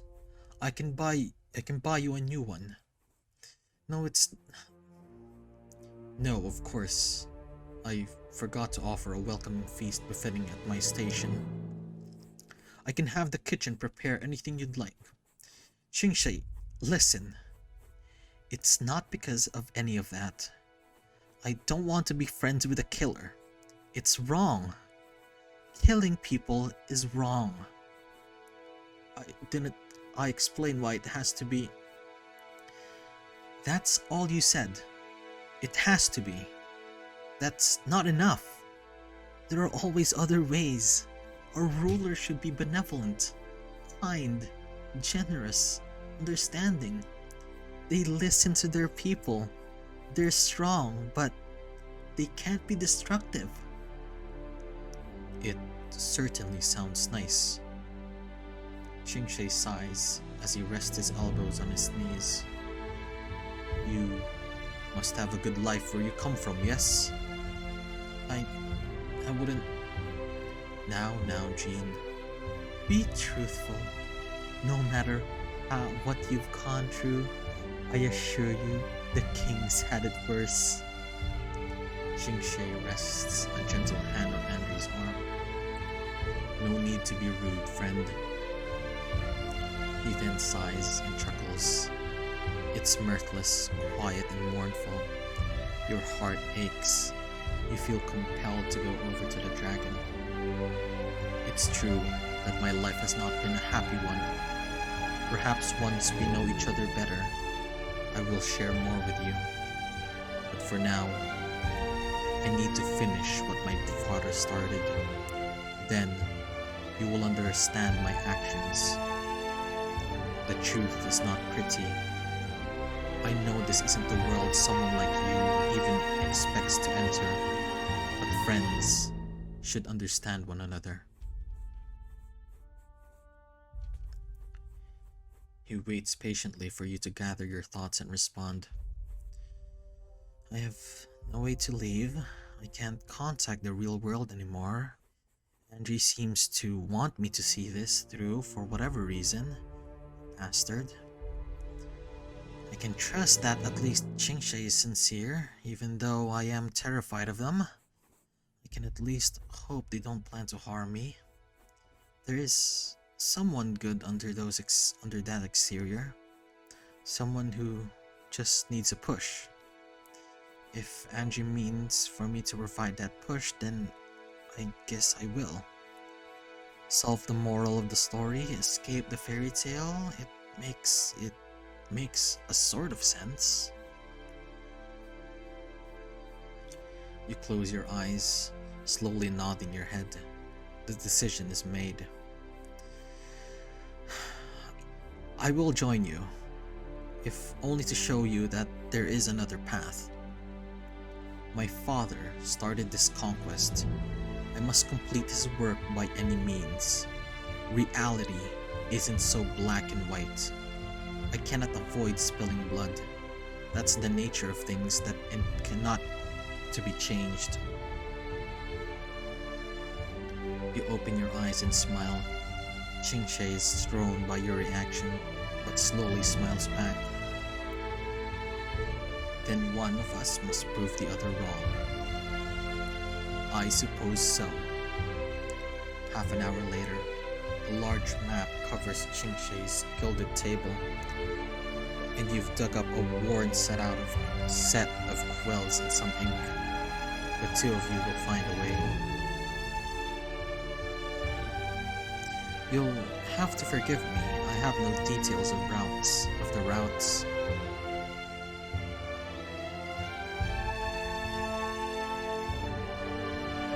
Don't worry.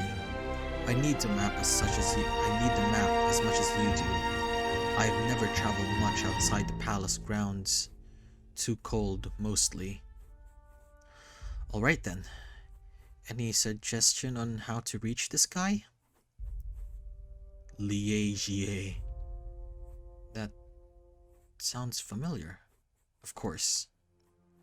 The man Qingshe is hunting. He's supposed to be the hero of this story. It's been so long since I've read it, I almost forgot. But then, at the end, the dragon breaks your moment of inattention with a sigh. My agents tell me his name is Librarian.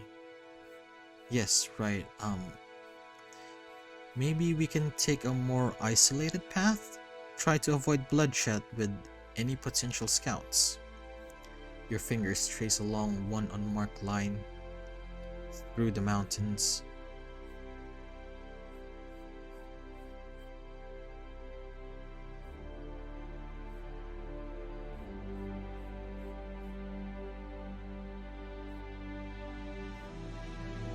The Trial of Calamity? You can't be serious. Oh, that's ominous. I'm more worried about you than I am about myself. I can fly. You shake your head. I'll play dead. You're joking. Only half joking. I trust you make sure the path is safe, and I'll do my best to keep up. That's reckless. Coming from you, I'll take that as a compliment. But what do we have to do to reach this trial of calamity? It'd be a straight shot to the AGA. The silence is heavy. You watch Qingshe closely as his expression is calm, calmer than the facade you've put on, certainly.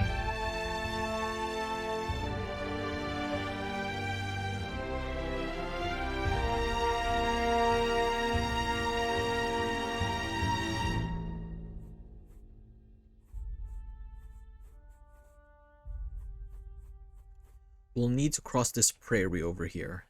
It's called Eastwood, because everyone says it's half forest anyway. And this is there similar to reason the trial Camelot? And is there a similar reason the Trial of Calamity is called that? It's practically a fairy tale. No one believes in those anymore. Just an old name from an older story. Your eyes twitches, and you don't even need to look at Andrew to know he's stifling a laugh. The journey will be long, but if we're taking the Trial of Calamity, the journey will be long, but if we're taking the Trail of Calamity, we'll need to save our strength and take it slow. It might take 4 or 5 days, a week at most. That, plus 2 days on the trail, still a good pace. I see. Andrew, do you have any thoughts? Follow your hearts, dear travelers. You roll your eyes, but move on. If he won't help, he won't help. You'll figure it out how to talk to him later. Do we have enough food? I doubt we'll get a chance to make many stops. I'm the king. We'll have a little more than enough. I'll have someone prepare rations. Not too much that we get slowed down, mind. Besides the necessities, I wish to travel light. Liege's name reminded you that you're in a story. That your own earlier panic has been replaced by a nervous uncertainty as its ending peeps nearer. Should Qingshe be warned? Would they listen? So we have a plan? We do. I want you to rest now, the both of you. Call a servant, have them prepare a room for each of you. Alright, I'll see you tomorrow when we leave. You and Andrew head out at the same time. In the hallways, you bite your lip. You were in control until you started thinking about the story again. That goodbye was far too jittery. When the pair of you arrive at your room, you turn to face Andrew. Your frustration and confusion are bubbling over, but the man just continues down the corridor. Good night, Jean. You've a big day ahead. Rest well. Oh, no, you don't.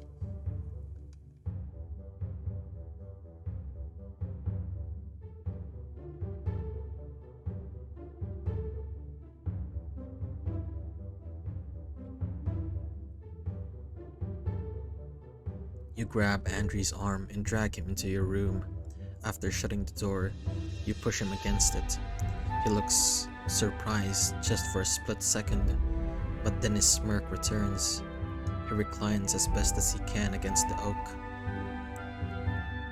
Oh, darling, I had no idea you were this bold. You might want to take me out to dinner first.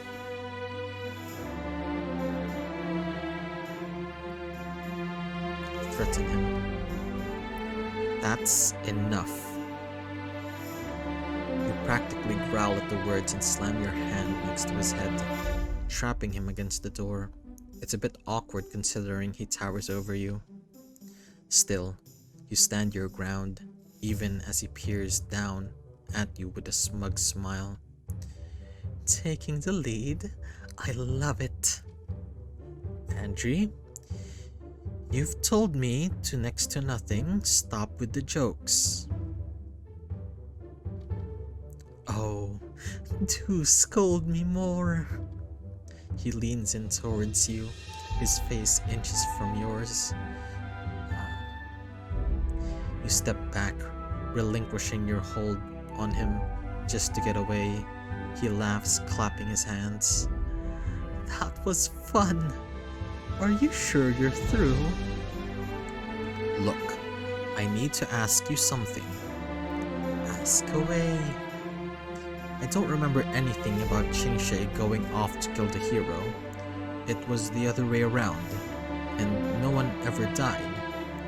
It ended with Qingshe flying off and Liege becoming an old man. Andrew just shakes his head and pats yours. Used to. You're a tad wide-eyed, I say.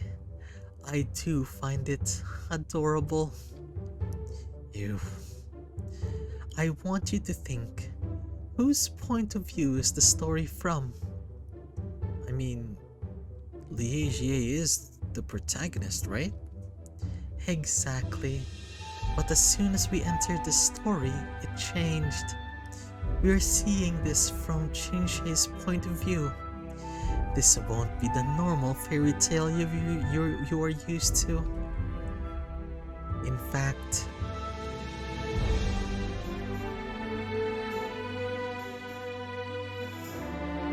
Andrew puts on his knuckles to his cheek as his smile stretches wider. His eyes gleam with malice or chaotic delight. You're not sure. Qingshe was never meant to be the killer. That was all you, darling. You stumble backwards as if pushed. All my fault? But how? I don't... Like I mentioned, as soon as you came into this fairy tale, you changed it. Just being in a room during that meeting caused him to lose his temper. Your mind flashes back to the meeting. Was it because you stood up for yourself? Had that been what set Qingshe off? Because you couldn't keep silent? You bite your tongue, grappling with that decision. Andrew cocks an eyebrow. Did I strike a chord? There is truth in there. Everything from here on out rests on your shoulders. You let out an anxious laugh you hadn't realized you'd been holding. Excellent. That's no big deal. Can you handle it? What I can't handle is you being in my room. Get out. You were the one who invited me in. You open the door and wait for him to leave. Nevertheless, a gentleman never overstays his welcome. Do think about what I said. You're putting too much on me. He chuckles and shakes his head. Once more, good night, Jean. Chapter 5. The end of the story goes like...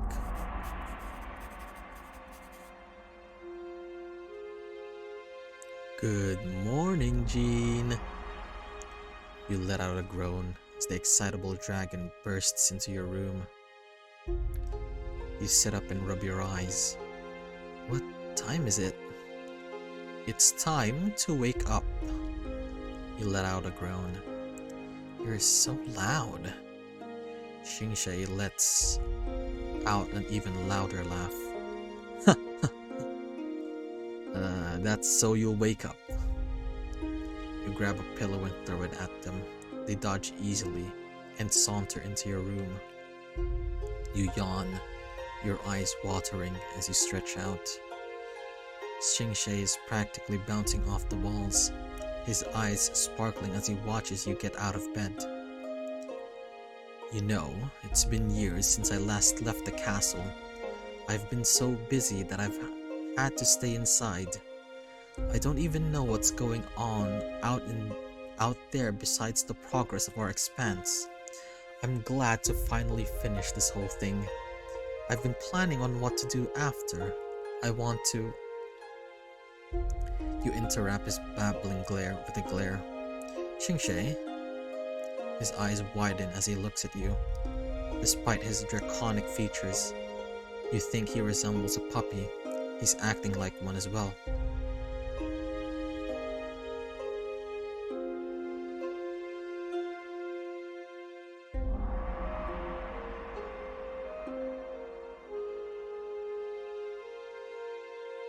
Yes, I need to get dressed. He blinks. Do you need help? You sigh and stand. This man has no thinking skills outside of the war room. You turn to him and push him just outside your room. He turns around and smiles. Oh, I see, you're too You slam the door in his face. Laughter filters through the wood as he speaks loudly enough for you to hear. Alright, don't take too long. I'll be waiting here while you finish. The scent of blood fills your nose once more as the scene from yesterday flits through your mind. How is he acting so dumb and cute? As if he didn't just murder a man yesterday. You get dressed as quickly as possible. After putting on your clothes, you pull open the door and... Whoa. Xingxie falls back towards you. You step to the side on instinct, watching as he tries to keep his balance. What are you doing? I was waiting for you. By leaning against the door. Xingxie purses his lips, then turns. Anyway, did you sleep well?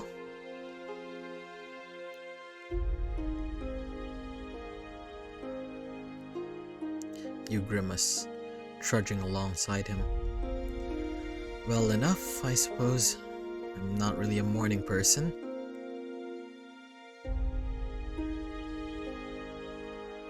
I can tell. You know, you're quite grumpy when you awake.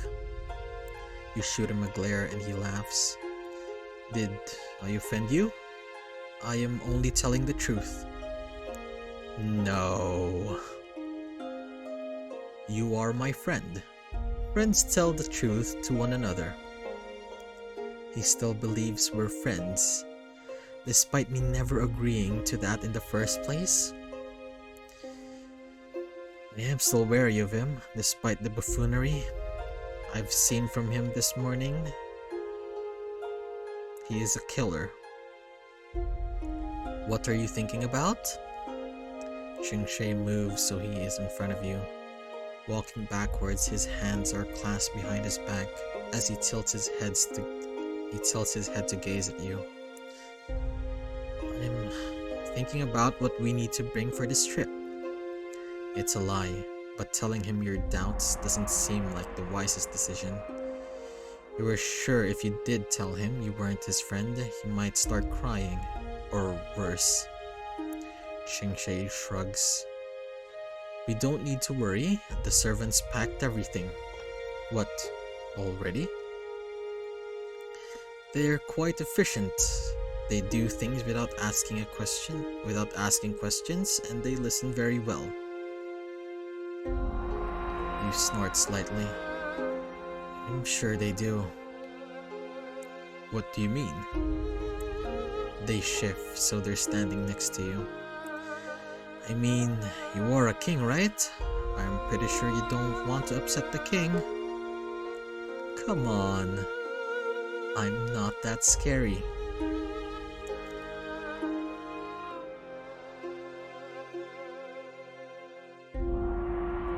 You want to laugh at this moment. No, he isn't scary. Last night when he killed the man?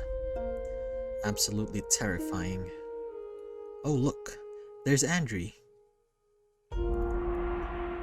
Qingshe runs forward towards the open entrance of the castle. Andri is leisurely leaning against the door frame while eating an apple. Good morning, Jean. Qingshe? Good morning, Andri. I went to wake you, but you were already out of bed. Andri smirks and eats the last of his apple, throwing the core on the ground outside. Unlike our sleepy goblin here, I'm an early riser. You roll your eyes and cross your arms. I am no goblin. You... What the hell am I looking at? Your eyes moves towards the 3 horses waiting for their riders.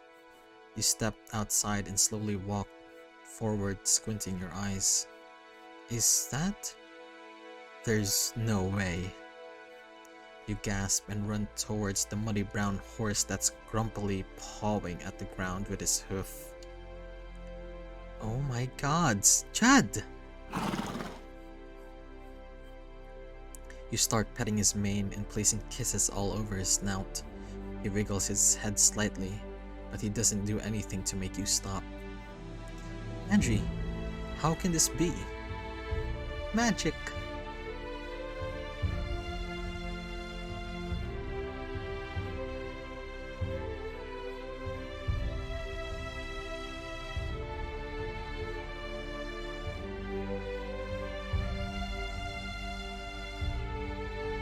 He speaks as if it were obvious. You glare at him, once again reminded that his ridiculous antics are why you're here in this mess. I should kill you for this. I'm too lovable to die. Seriously, I can point out all the other things that you... Andri reaches into his pocket and pulls out a pocket mirror. He has a self-satisfied smirk as he shakes it slightly. Does this prove how lovable I am? Where'd you get that? He shrugs, as if this was not something nonchalant. It's my own. I don't use it often, but I keep it just in case. He grabs your wrist, turning your arm so your palm is facing upwards. He places the mirror in your hand. Use it while we travel. You raise an eyebrow, not trusting him completely. And what? What's your hidden motive? I don't have one. I saw how devastated you were. As evil as you think I am, I do not enjoy seeing you frown. Thank you, Andre. You're now slightly lower on my list. What list? You smirk. The most annoying people in the world list. Well, you and Andre are almost getting along for once. Chingshay curiously steps closer to the horse's backside, where Judd is wagging his tail. They gently place their hand on his rump. Judd is not having it. He swings his tail and whacks Chingshay in the face. Both you and Andrew watch in amusement. Bad horse. Judd lets out a neigh. That almost sounds like laughter. Chingshay pouts and points at the offending horse. He's laughing. Make him stop. You try to keep your laughter held in. Now, no fighting, you two. Where did he even come from? You give a sad smile as you gently pet Judd. From our world.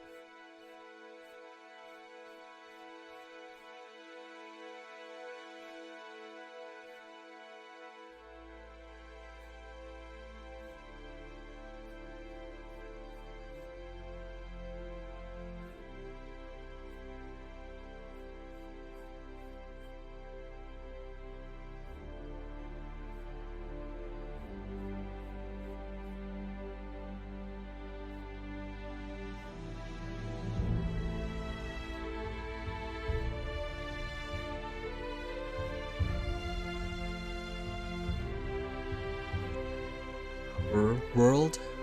What do you mean? I thought you were just from way out in the middle of nowhere. You sigh and look at Andre. We can't leave him in the dark. Andre snorts.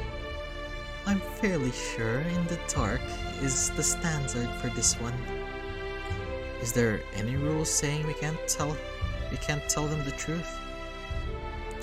Andrew rolls his head to the side and scrunches his eyebrows. No, it's just a nuisance. And so are you. There's a slight silence between the two of you. You stare at him, wondering how long it'll take to make his smug countenance break. Fine. It works and you grin. Chingshay doesn't seem to catch on what is happening. Nevertheless, he waves his hand to move on. You can tell me while we travel. We need to get going. Chingshay whistles loudly, the short and crisp sound causing everybody in the courtyard to turn their heads. He clears his throat. Just because I'm leaving does not give you the permission to make any changes. If I hear that anything, and I mean anything, has been done without my permission, there will be severe consequences. The assembled nobles and servants bow their heads. Your trio mounts up and heads for the Trail of Calamity. From the stares from the peasants farming outside the castle walls, it's an odd sight to see the Black Dragon and two foreign travelers together. You wonder what You wonder what they think. You also wonder darkly how Qingshe treats them. The first hour of the trip is easy and silent. You're almost comfortable recalling your trip to Storm's Keep. After the second hour of silence, you begin to wonder if it's only you who's comfortable.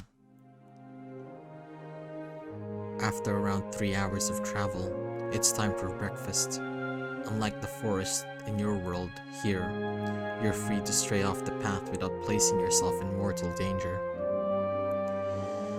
Alright, now that we have a chance, let me tell you a story.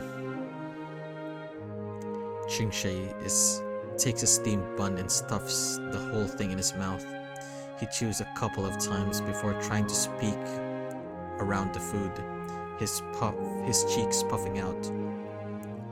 Go on! You try to hide your laughter at the ridiculous, if repellent image. Our story starts off with the Dragon King. As you tell the story, both Andrew and Qingshe listens with interest. You animate your words with tone and pitch, gesturing wildly with your hands as if you could bring the story to life. Some days, Liege would go alone past the city walls, and beyond the clouds, he would glimpse a glorious black dragon flying through the sky. You finish the story and take a bite of your own food to hide your satisfied smile. I must say, you really are divine as a storyteller. You chuckle slightly and look down. I have read some of my own stories at libraries. It's one of my hidden specialties. I don't understand. That story was just about me. Exactly. And that fairy tale is your life. But in the story, Liege comes to me. Oh, that's because, You pause as you remember Andrew's words. It was you who changed the story after all.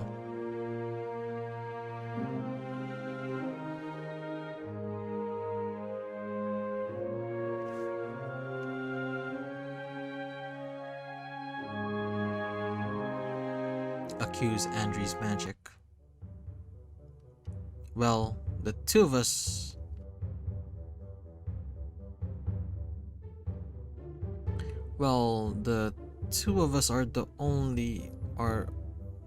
are only here because of his magic.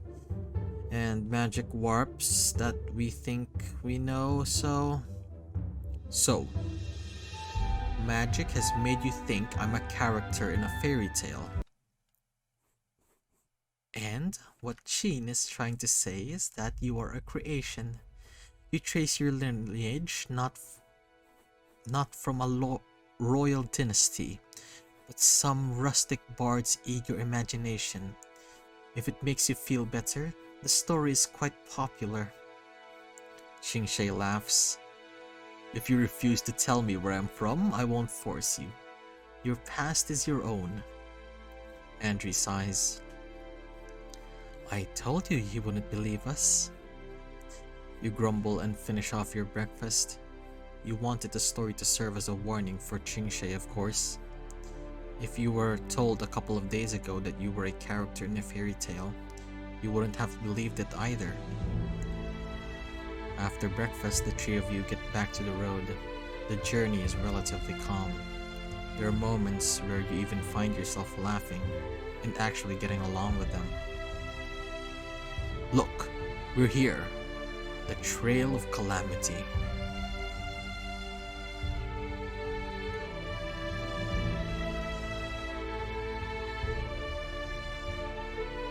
Qingshe points ahead as the horses trot forward. A clearing reveals itself, filled with sprawling fields with emerald green grass. A pleasant breeze whistles through the field, causing the grass to dance. The horses stop as the three of you take in the view. Wow, this is absolutely terrifying.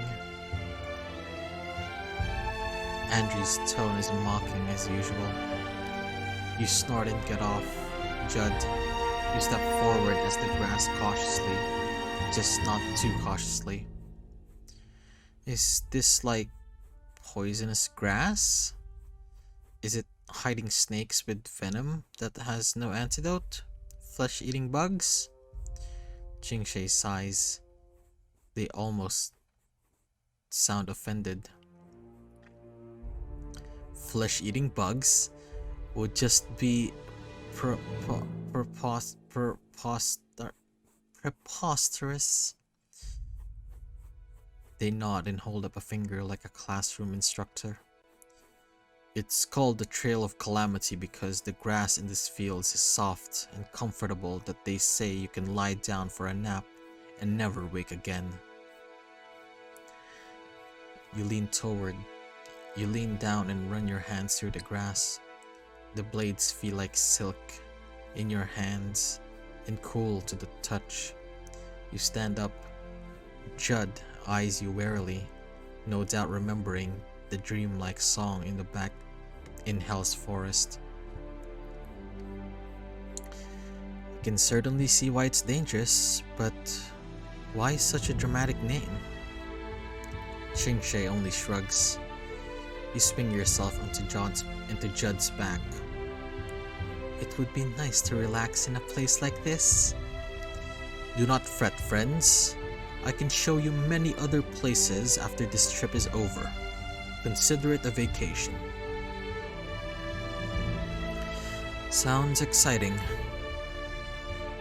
Days pass. For small talk, you and Chingshe swap light-hearted memories from your lives while Andrew listens. You realize he's told you barely anything about himself since you met in the library.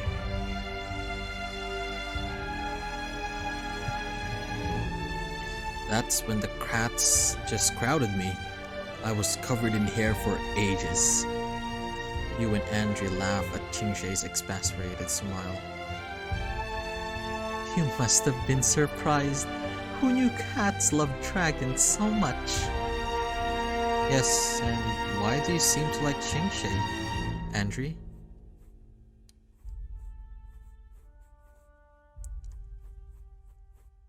Andrew is a cat. How interesting. You give Andrew a knowing smile. Not only that, but he loves being held too. You reach towards the librarian and he swats your hand away. For once he seems embarrassed.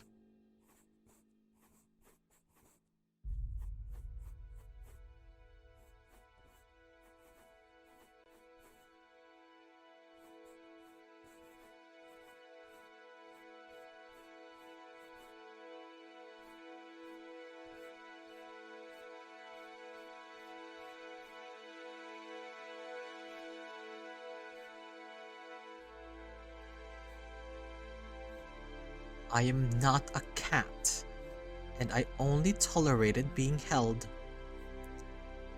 If I recall, you were purring quite loudly. I'd like to see that. I'd like to see that. Transform, now. Yes, go on. I want to see Kitty Andrew again. After a round of laughter and Andrew's complaints, everything settles down. There's no doubt that the journey is almost over. As nightfall approaches, it's time to set up camp. Andrew watches as you lay out your bedroll. Do you need something, Andrew? You have seemed to warmed up to the oath. Emotions over to the oath in question. Chingshe is intently watching the stream and smoke rising from the pot set over your campfire. Staring occasionally, you sigh. I don't like him. Are you sure? You hesitate. It's all the answer Angie needs. Use the mirror. Call Eugene and Edith. You nod and he leaves you be. Time to clear things up. At least I'm not in hysterics this time. You open up the mirror and tap its shimmering surface. It gives a single ding and the glass lights up with a pale blue glow. Search Stormskeep. The glass fills with text as you scroll through the residence. You spot Eugene's name and select it. The screen goes dark and vibrates, searching the aether for a connection. With an affirmative jingle, your call is answered. As Eugene's blurry form slowly comes into focus, you find yourself tearing up again. Gene, thank the gods. We thought we lost you. I'm here, Where is here? You shake your head. I can't explain right now. Eugene sighs and rubs his face. I just need to know you're okay, kiddo. You swallow and smile. I'm okay. Good. He takes a moment, considering you and his forehead furrows as he takes a deep breath.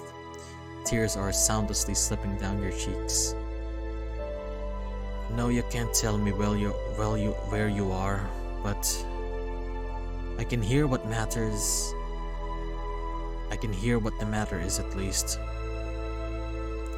How do you know something is wrong? Well, you disappeared without a trace, and now, the first time I hear ya, you're crying. There's obviously something wrong. You bite your lips and look away, thinking what you could say. How do you know when someone is a good person?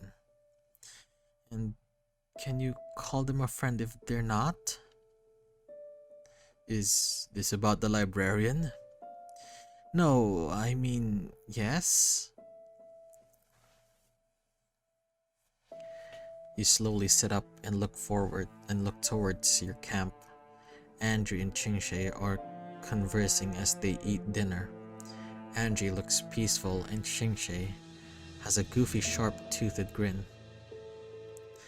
I've been traveling with Andrew and this other man for a couple of days now. At first I didn't trust either of them, but the more I spend time with them, the more you like them? You nod and try not to cry as you continue. It's as if everything I know is fake. I know something bad is going to happen. I just know it. But I can't stop it. It was a mistake to let myself believe that I could be friends with them at all. I feel so conflicted. Our journey is almost over and I almost don't want it to be. Eugene nods his head. It sounds like you're in a tough position. There's a slight pause as Eugene gathers his thoughts. Let me ask you this. Have you learned anything?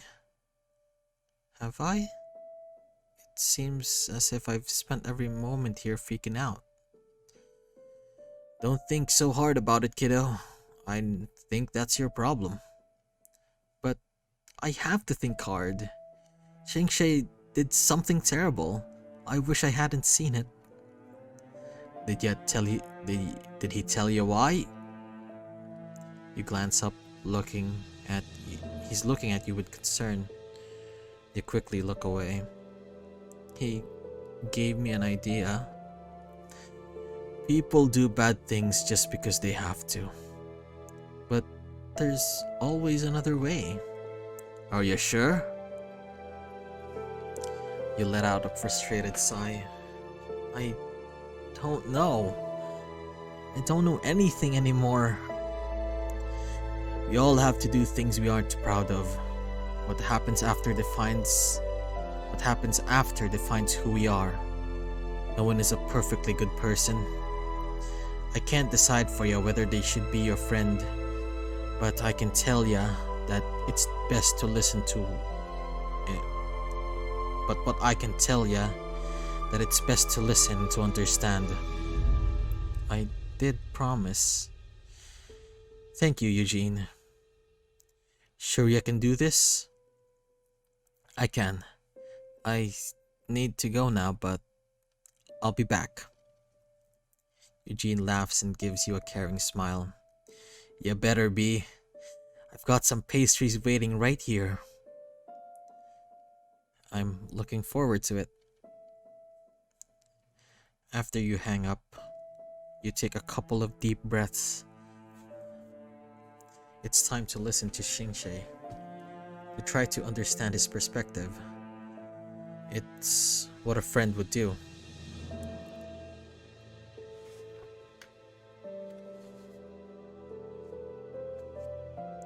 You walk over to the fire and sit down. You wipe your eyes and take a deep breath before smiling.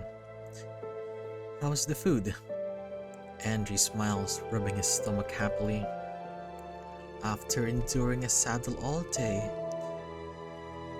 it's nice to have something edible. Sorry, oh great Xingxie. More than edible, in fact. They're not a bad cook.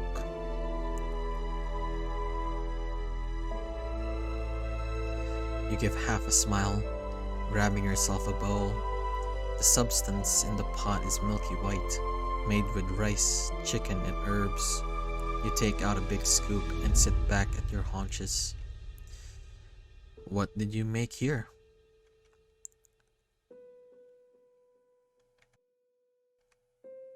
Congee. It's a porridge made with rice. We normally eat it for breakfast or when we get through an illness, but it's a nice warm dish for the road too. You start eating with your head down. The air seems thick with tension. Both of them no doubt saw you crying.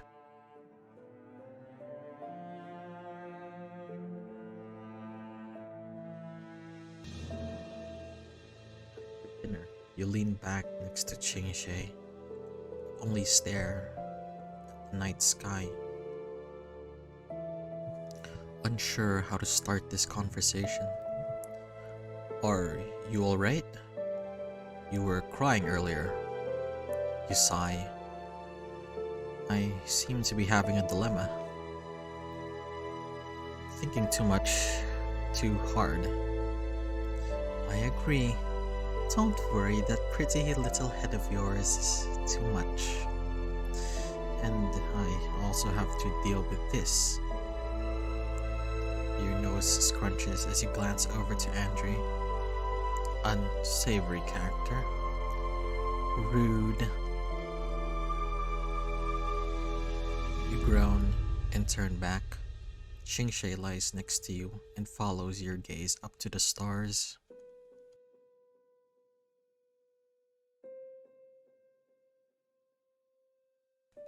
I'm guessing I'm the reason you're thinking too much.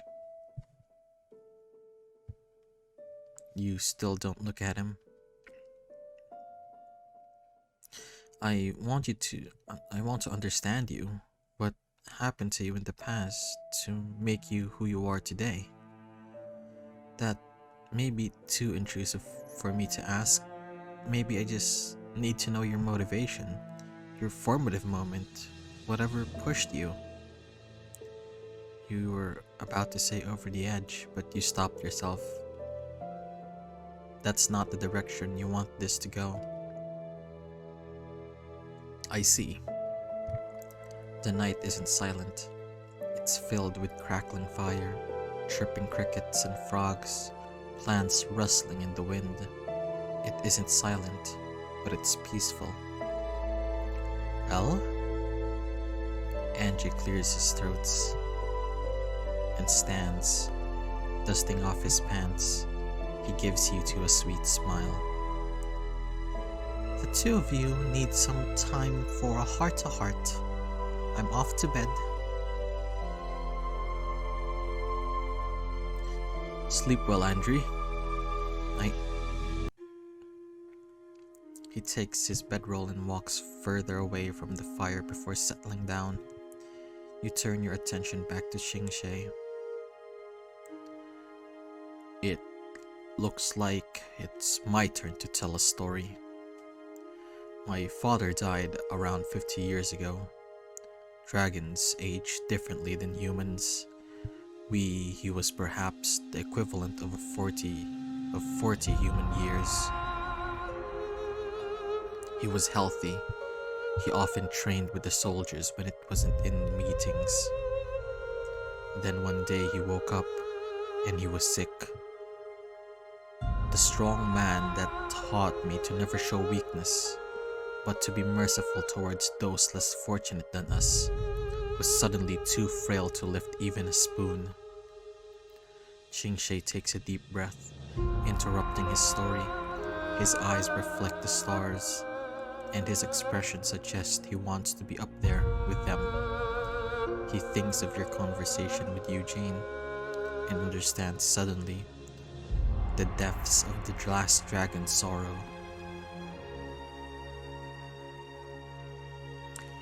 His last wish was to create a prosperous and peaceful world.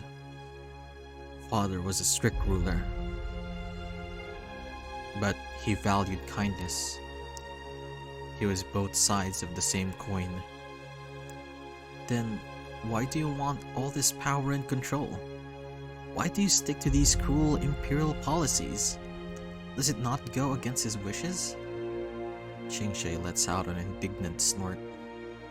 I'm sure you've noticed I didn't inherit my father's intellect. You flush with guilt. I wouldn't... It's... okay. I know how people see me. I know I still seem like a child to the court. It's why I had to rely on them for guidance. I am not like my father. I did not have the flexibility of him, the ability to be well-rounded in everything, and I chose between being kind and weak, or strong and cruel. So I chose the latter. Xingshe. The dragon shifts to face you. You do the same. He gives you a smile. It twists at your heart. He still looks happy despite his circumstances. Don't be sad for me. I lost myself and became the villain. You said that's what I am in the story, correct? It's my fate. I shouldn't try to change it. But you can, Jean. He says your name firmly and grabs your hand. He stares at you, begging you to listen you stay quiet. I wanted you to come along so you'll stop trying to change me. So you can understand. I know. I lost myself over the years. However, in the past couple of days with you, I felt good, cheerful, how I used to be. I've finally been able to let my guard down. I thank you for that. He let out a sigh and squeezes their hand. Am I wrong about him? I want more time. Thank you for telling me your story. I do understand you better now, and I apologize for any hostility I had. It's alright. Everything I've done must be shocking to you. You're a good friend. Xingshe suddenly shoots up. Their face fills with joy. You called me a friend. Their arms wrap around you in a bone-crushing hug. You're crushing me. Sorry. I got too excited, but no taking it back now. They pull you back and sigh happily. I'm glad we had this talk. Me too. You should get to sleep. Right. Good night, Jean. Sleep well. You wish you could. Instead, you toss and turn all night, dreading the day to come. In the morning, you listen groggily while Chingshay pesters Andri. Tell me your secrets. Andri waves his hand, focusing on neatly rolling up his bedding. I have no secrets. There is no way you can wake up that pretty. It's true. Andri looks prim and proper as always.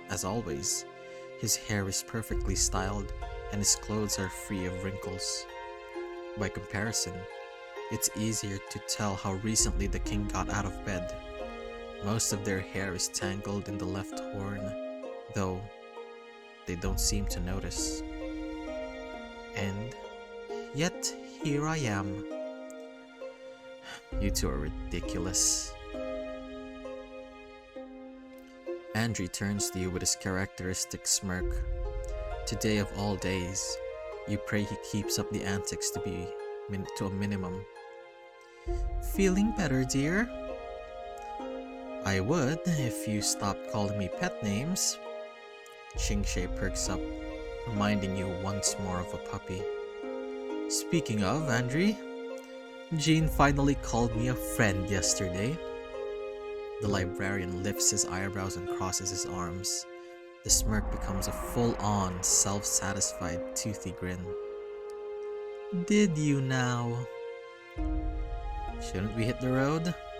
You don't want the trip to be over with. But you know as much as you know. But you know that the more this drags out, the more it will hurt in the end. So if you put on a strained smile as you mount Judd and give the horse a firm pat on the flank. Alright, let's get going. It's not an easy journey, that's for sure. Finally, this afternoon you start to see signposts and way markers on the road, telling you Yishu is 10 miles away. 5, 3, 1, but all day you've been struggling to stay awake. Wanna take a nap, need sleep. But Chingshay shakes your arm roughly. No falling off your horse, we have a commitment to make. You blink a few times before nodding. You're right, once again, you almost slide off Judd, who is none too happy with your lack of coordination. But can he blame you? You've been having sleepless nights and exhausting days. There's no helping what's to come, but dread has still kept you from trying to think of some way to resolve the upcoming battle without bloodshed. Chingshay, can I ask you something? What is it? Will we still be friends once all of this is over? You're trying to rope me into a promise. Is it not working? Chingshay smiles fondly at you. It most certainly is not, but I appreciate the gesture. I can, however, guarantee that our friendship will remain regardless of what happens. You suppose you'll have to take what you're saying in stride. Thank you. It's nothing worth thanking me for, but... He pauses as two of you reach the end of the line. We're here, aren't we? You mostly say it to yourself, but your companions hear you regardless. Chingshay does not say a word in response. You never knew silence could be so frightening until now. Librarian stands in front of the gates, his poise completely heroic. You want to curse his expressions, his gait, everything around him, everything about him. But he doesn't know. How could he possibly know? But Chingshay takes your hand in his. There has to be something you can do. You were sent here for a reason, and now... Stop. Here. But... Chingshe shakes their head. No. This is where I put things to rest. Though, I suspect you know my ending far better than I ever could. You search for something witty to say and wise to say, but the truth is not pretty. Your smile is half-hearted as you remember Chingshe's words. You can defy your fate. You can change this. You can win. Jean, my friend, I have already won.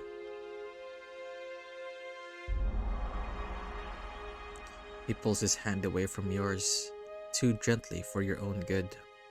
They let out a small, uncharacteristically quiet sigh. Chingshe's hand seems to dance with the air itself as it stretches towards the sky.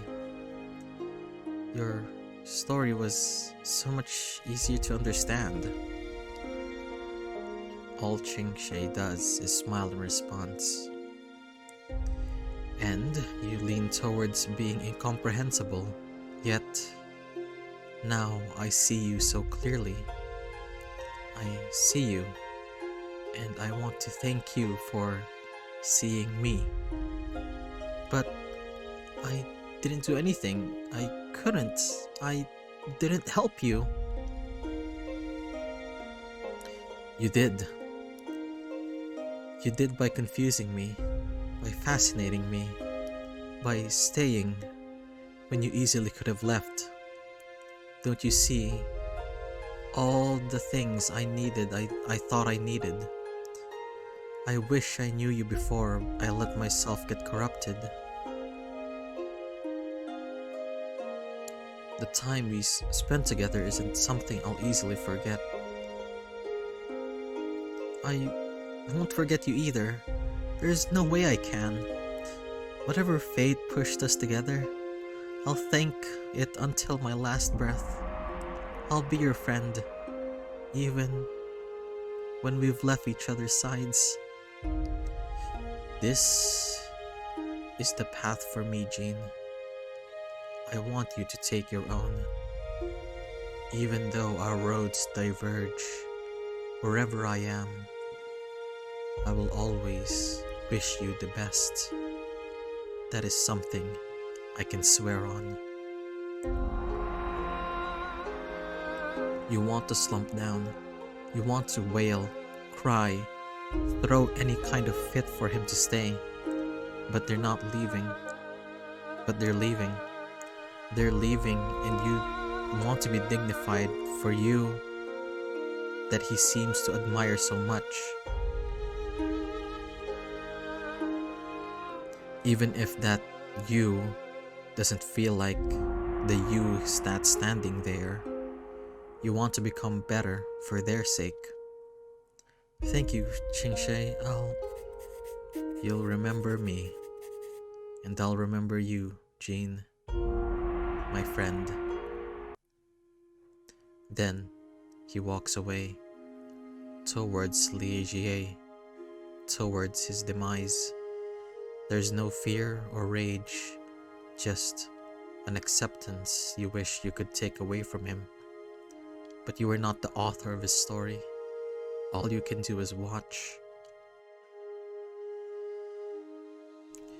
You wish the words of the fairy tale weren't so intricate, or that you didn't know them so well.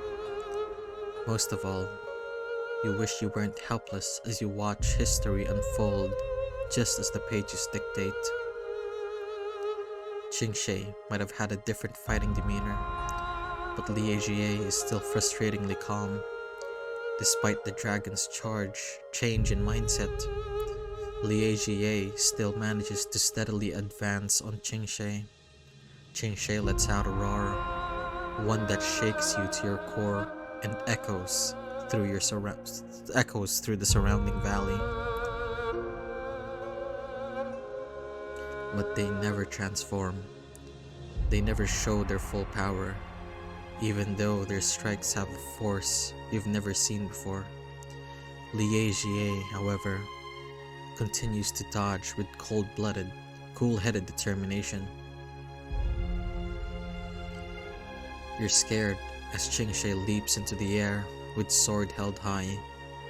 Scared when Liege spins around the downward blow and hits Qingxie hard in the side.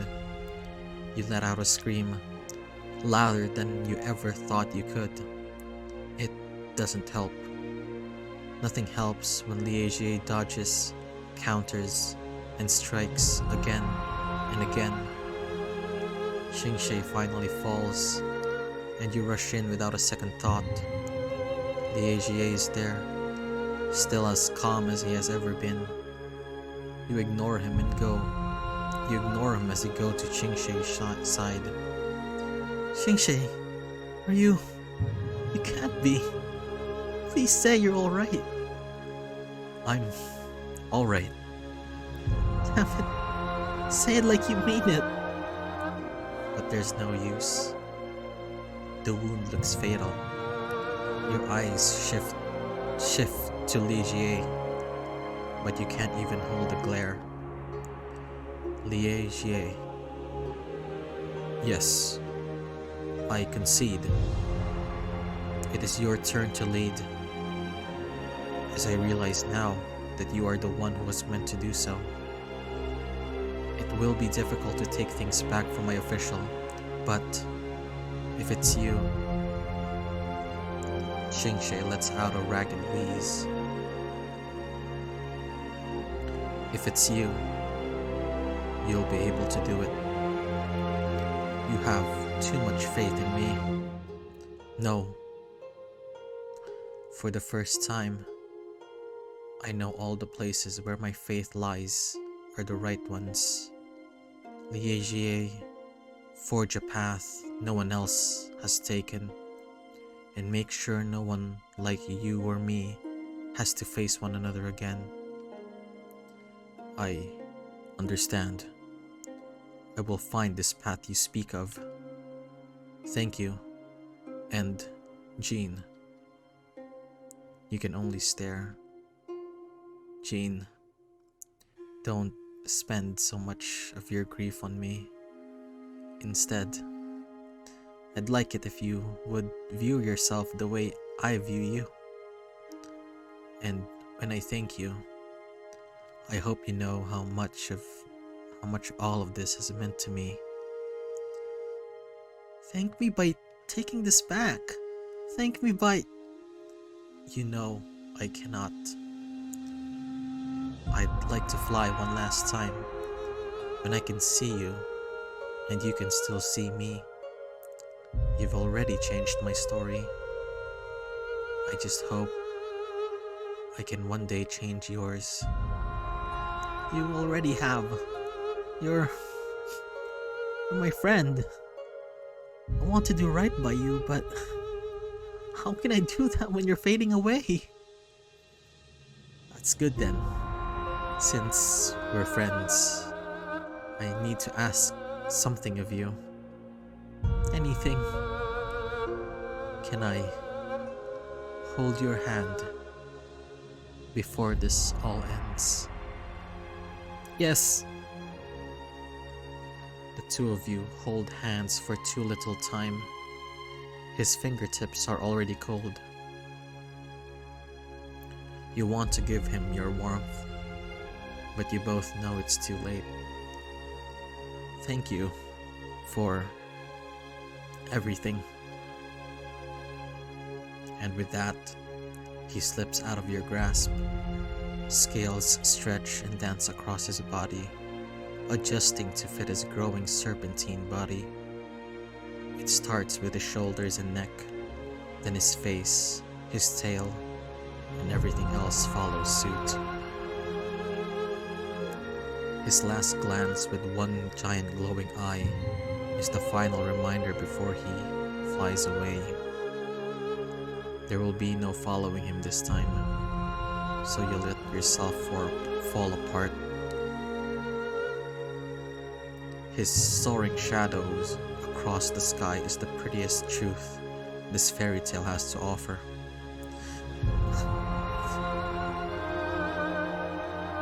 The sobs come out before you can think straight about who you're crying next to. Librarian does not attempt any sort of comfort. Something you're extremely grateful for in the moment. Then someone else approaches. You recognize Andrew immediately. And in your tear-soaked rage, you almost jump at him. But it wouldn't be worth it. There, Jean. He accepted himself thanks to you. You should be proud of yourself for that. Piss off. I don't need anything from you. How could you? Why? Another series of sobs escapes you. Andrew extends his arms. You lean into him, too deflated to think of cruelty now. Why? Why did you put me through this? Those words come out more like a whisper, rather than a shout. You realize your voice was this hoarse until you tried to use it. Crying will certainly do that to you. You said you needed inspiration. Not like this. This is too cruel. And so is life, my dear. So is life. You don't want to agree with him, but you still nod. For a few moments, numbness is all there is. Then you remember, the AGA is still standing there, tense and unsure. What a strange expression for a hero like him. May I pay respects somehow? How will you do that? I suppose I haven't thought that far. I didn't know how any of this would end, and I didn't expect someone like you to be by his side. I should thank him for helping him face what he needed to. I should thank you for helping him face what he needed to that was inside of him. It wasn't worth a damn thing in the end. I would not be too sure about that. I might not know where you came from, or where you'll go after this, but you must have been valuable to him for him to protect you. Your eyes narrow. What do you mean by that? The AGA shakes his head. He wanted to make sure I took what he believed was my rightful place, to cleanse his kingdom of corruption. He wanted to make a better world for someone like yourself to live in. That doesn't make me feel any better. I did not expect it to. All I wanted to do was to tell you the truth. What you do with it is ultimately up to you. I can learn to appreciate your words one day, but don't you have something to reclaim?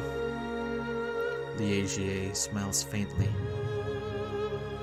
I believe I do. Farewell, strangers. Perhaps I will see you in another lifetime. You're not sure what that means or how much he knows, but most of you doesn't care. You get up, away from Andrew's arms. Let's just go back to the forest. Your wish is my command. Oh, how you wish that were true. Just hurry up, will you? Before you're even through the sentence, you're standing outside Curiosity Library once more. Andrew has a knowing gleam in his eye, but for once, he doesn't say anything. Just walks up casually back inside and closes the door. You freeze, dumbfounded, feeling like the world is spinning. After a moment, you collect yourself and stagger towards the edge of the woods. Jed is waiting for you. You lean against him. reaching out to give him a pet, and he lets you. His silence and nuzzling snout are more comforting than any words. You hear pages flipping behind you, and turn around. It's Andrew again. Book in hand. No, not just that. Another fairy tale compendium. Still leaking dust, you gape at him, not sure what to expect, not sure what you expected, but angry regardless. Are you serious? We could have gone home this whole time? Angie responds with a laugh and runs a finger along the spine of the book. Since it's that easy, do you want to try another adventure? With wide eyes and mounting horror, the only thing you can think of is shouted responses. No.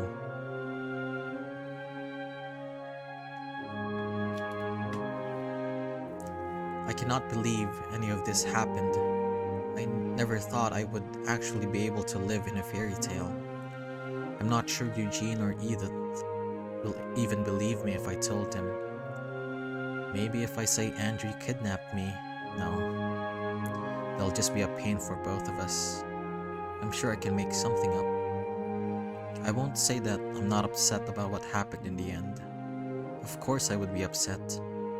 I feel more upset towards myself that I was immediately hostile and didn't listen. Listening only towards the end. What good does that do? I suppose Angie did bring me there for a reason. I'm not exactly sure how he knew what this would teach me. It just makes me angry just thinking about it. I'll have to give it that smug bastard a piece of my mind. Anyhow, after this whole journey, I think I need to have a moment to collect my thoughts. Relax. Take life easy for a little bit. If I'm to write again, I want to create stories that give me the same emotions I felt back in the fairy tale. It's only fair to Chingshe. I'm just hoping Andrew won't come looking for another adventure.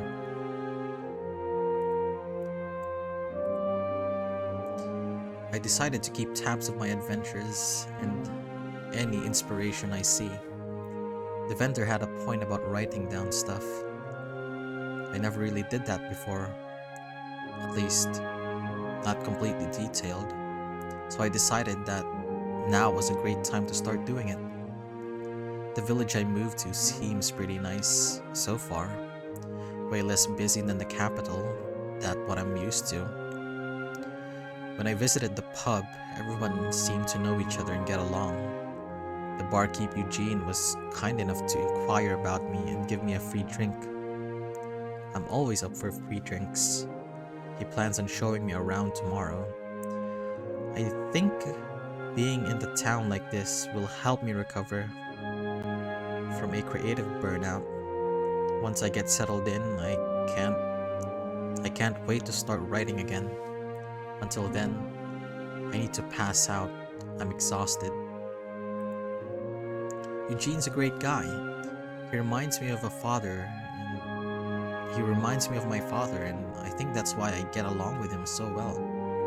He says it's been a long time since someone new moved in, and that any new face they see is just a passing traveler. He was very kind when introducing me to other people and business. Says, I'm glad he was the first friend I made. There's something odd about this place, and it made Eugene act odd too. There was a building in the middle of the woods. I couldn't quite make out what it was, so when I asked Eugene, he just brushed it off. That's not normal, right? He told me not to worry about it, and then we went for lunch. But I'm so curious, I can't stay away. I can't. I'll probably check it out after I'm done eating lunch and putting away the rest of my stuff. And also maybe a nap. All of that travel is making me tired. Oh my god, the building is a library. I have to ask Eugene why he didn't tell me, but oh man, this library has a cat?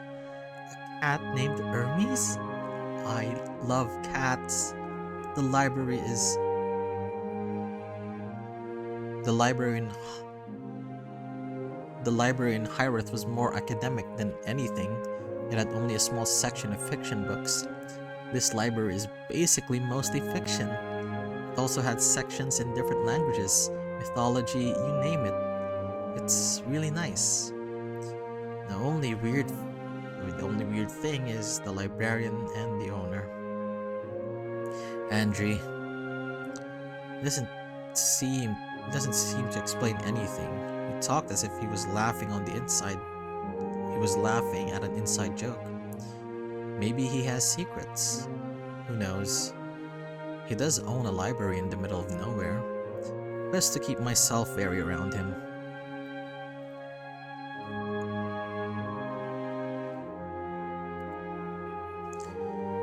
It seems I have found the author's personal diary. How cute is this? The drawings are abysmal but charming, I suppose. I can leave my thoughts in here as well. Who doesn't love to hear my opinion? First is Jean. They're quite entertaining, to say the least. Very headstrong in their beliefs, but it seems as if their mind is a mess that needs to be untangled. I love seeing them flustered. It's so adorable. It makes my heart pound. I must tease them more. Qingshe, that idiot of a dragon. He would be more entertaining if he had more of a brain. I will say his outbursts during the meeting was a surprise. I didn't expect him to kill someone so easily. Oh, you should have seen the author's face. Andre, get out of my journal. Next time I see you with it, I'm cutting off your hand. Ooh, feisty one. I love it. This is what it feels like to be truly homesick. I never thought I'd ever...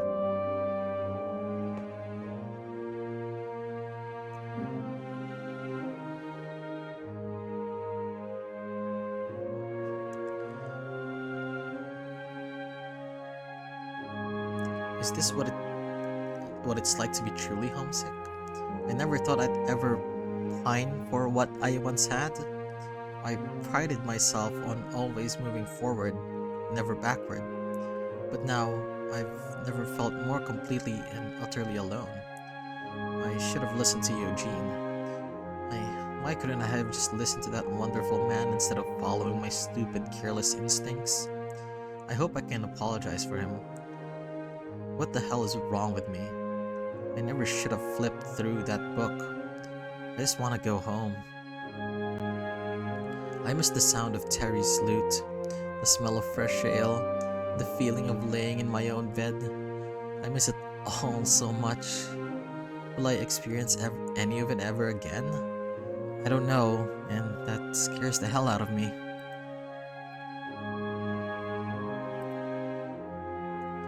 That stupid horse.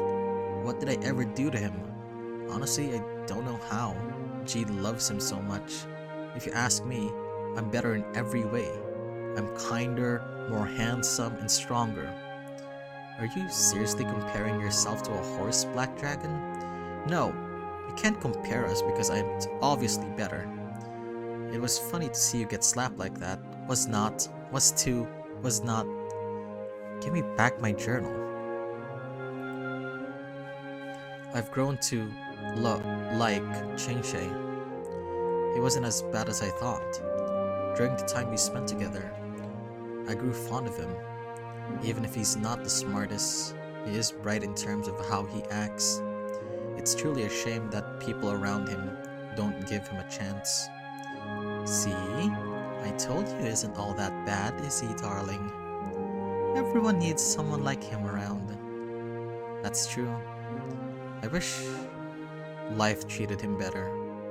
Maybe just maybe, he would have lived a long, happy life. He already lived long. I'm sure he has no regrets right now, especially about meeting you.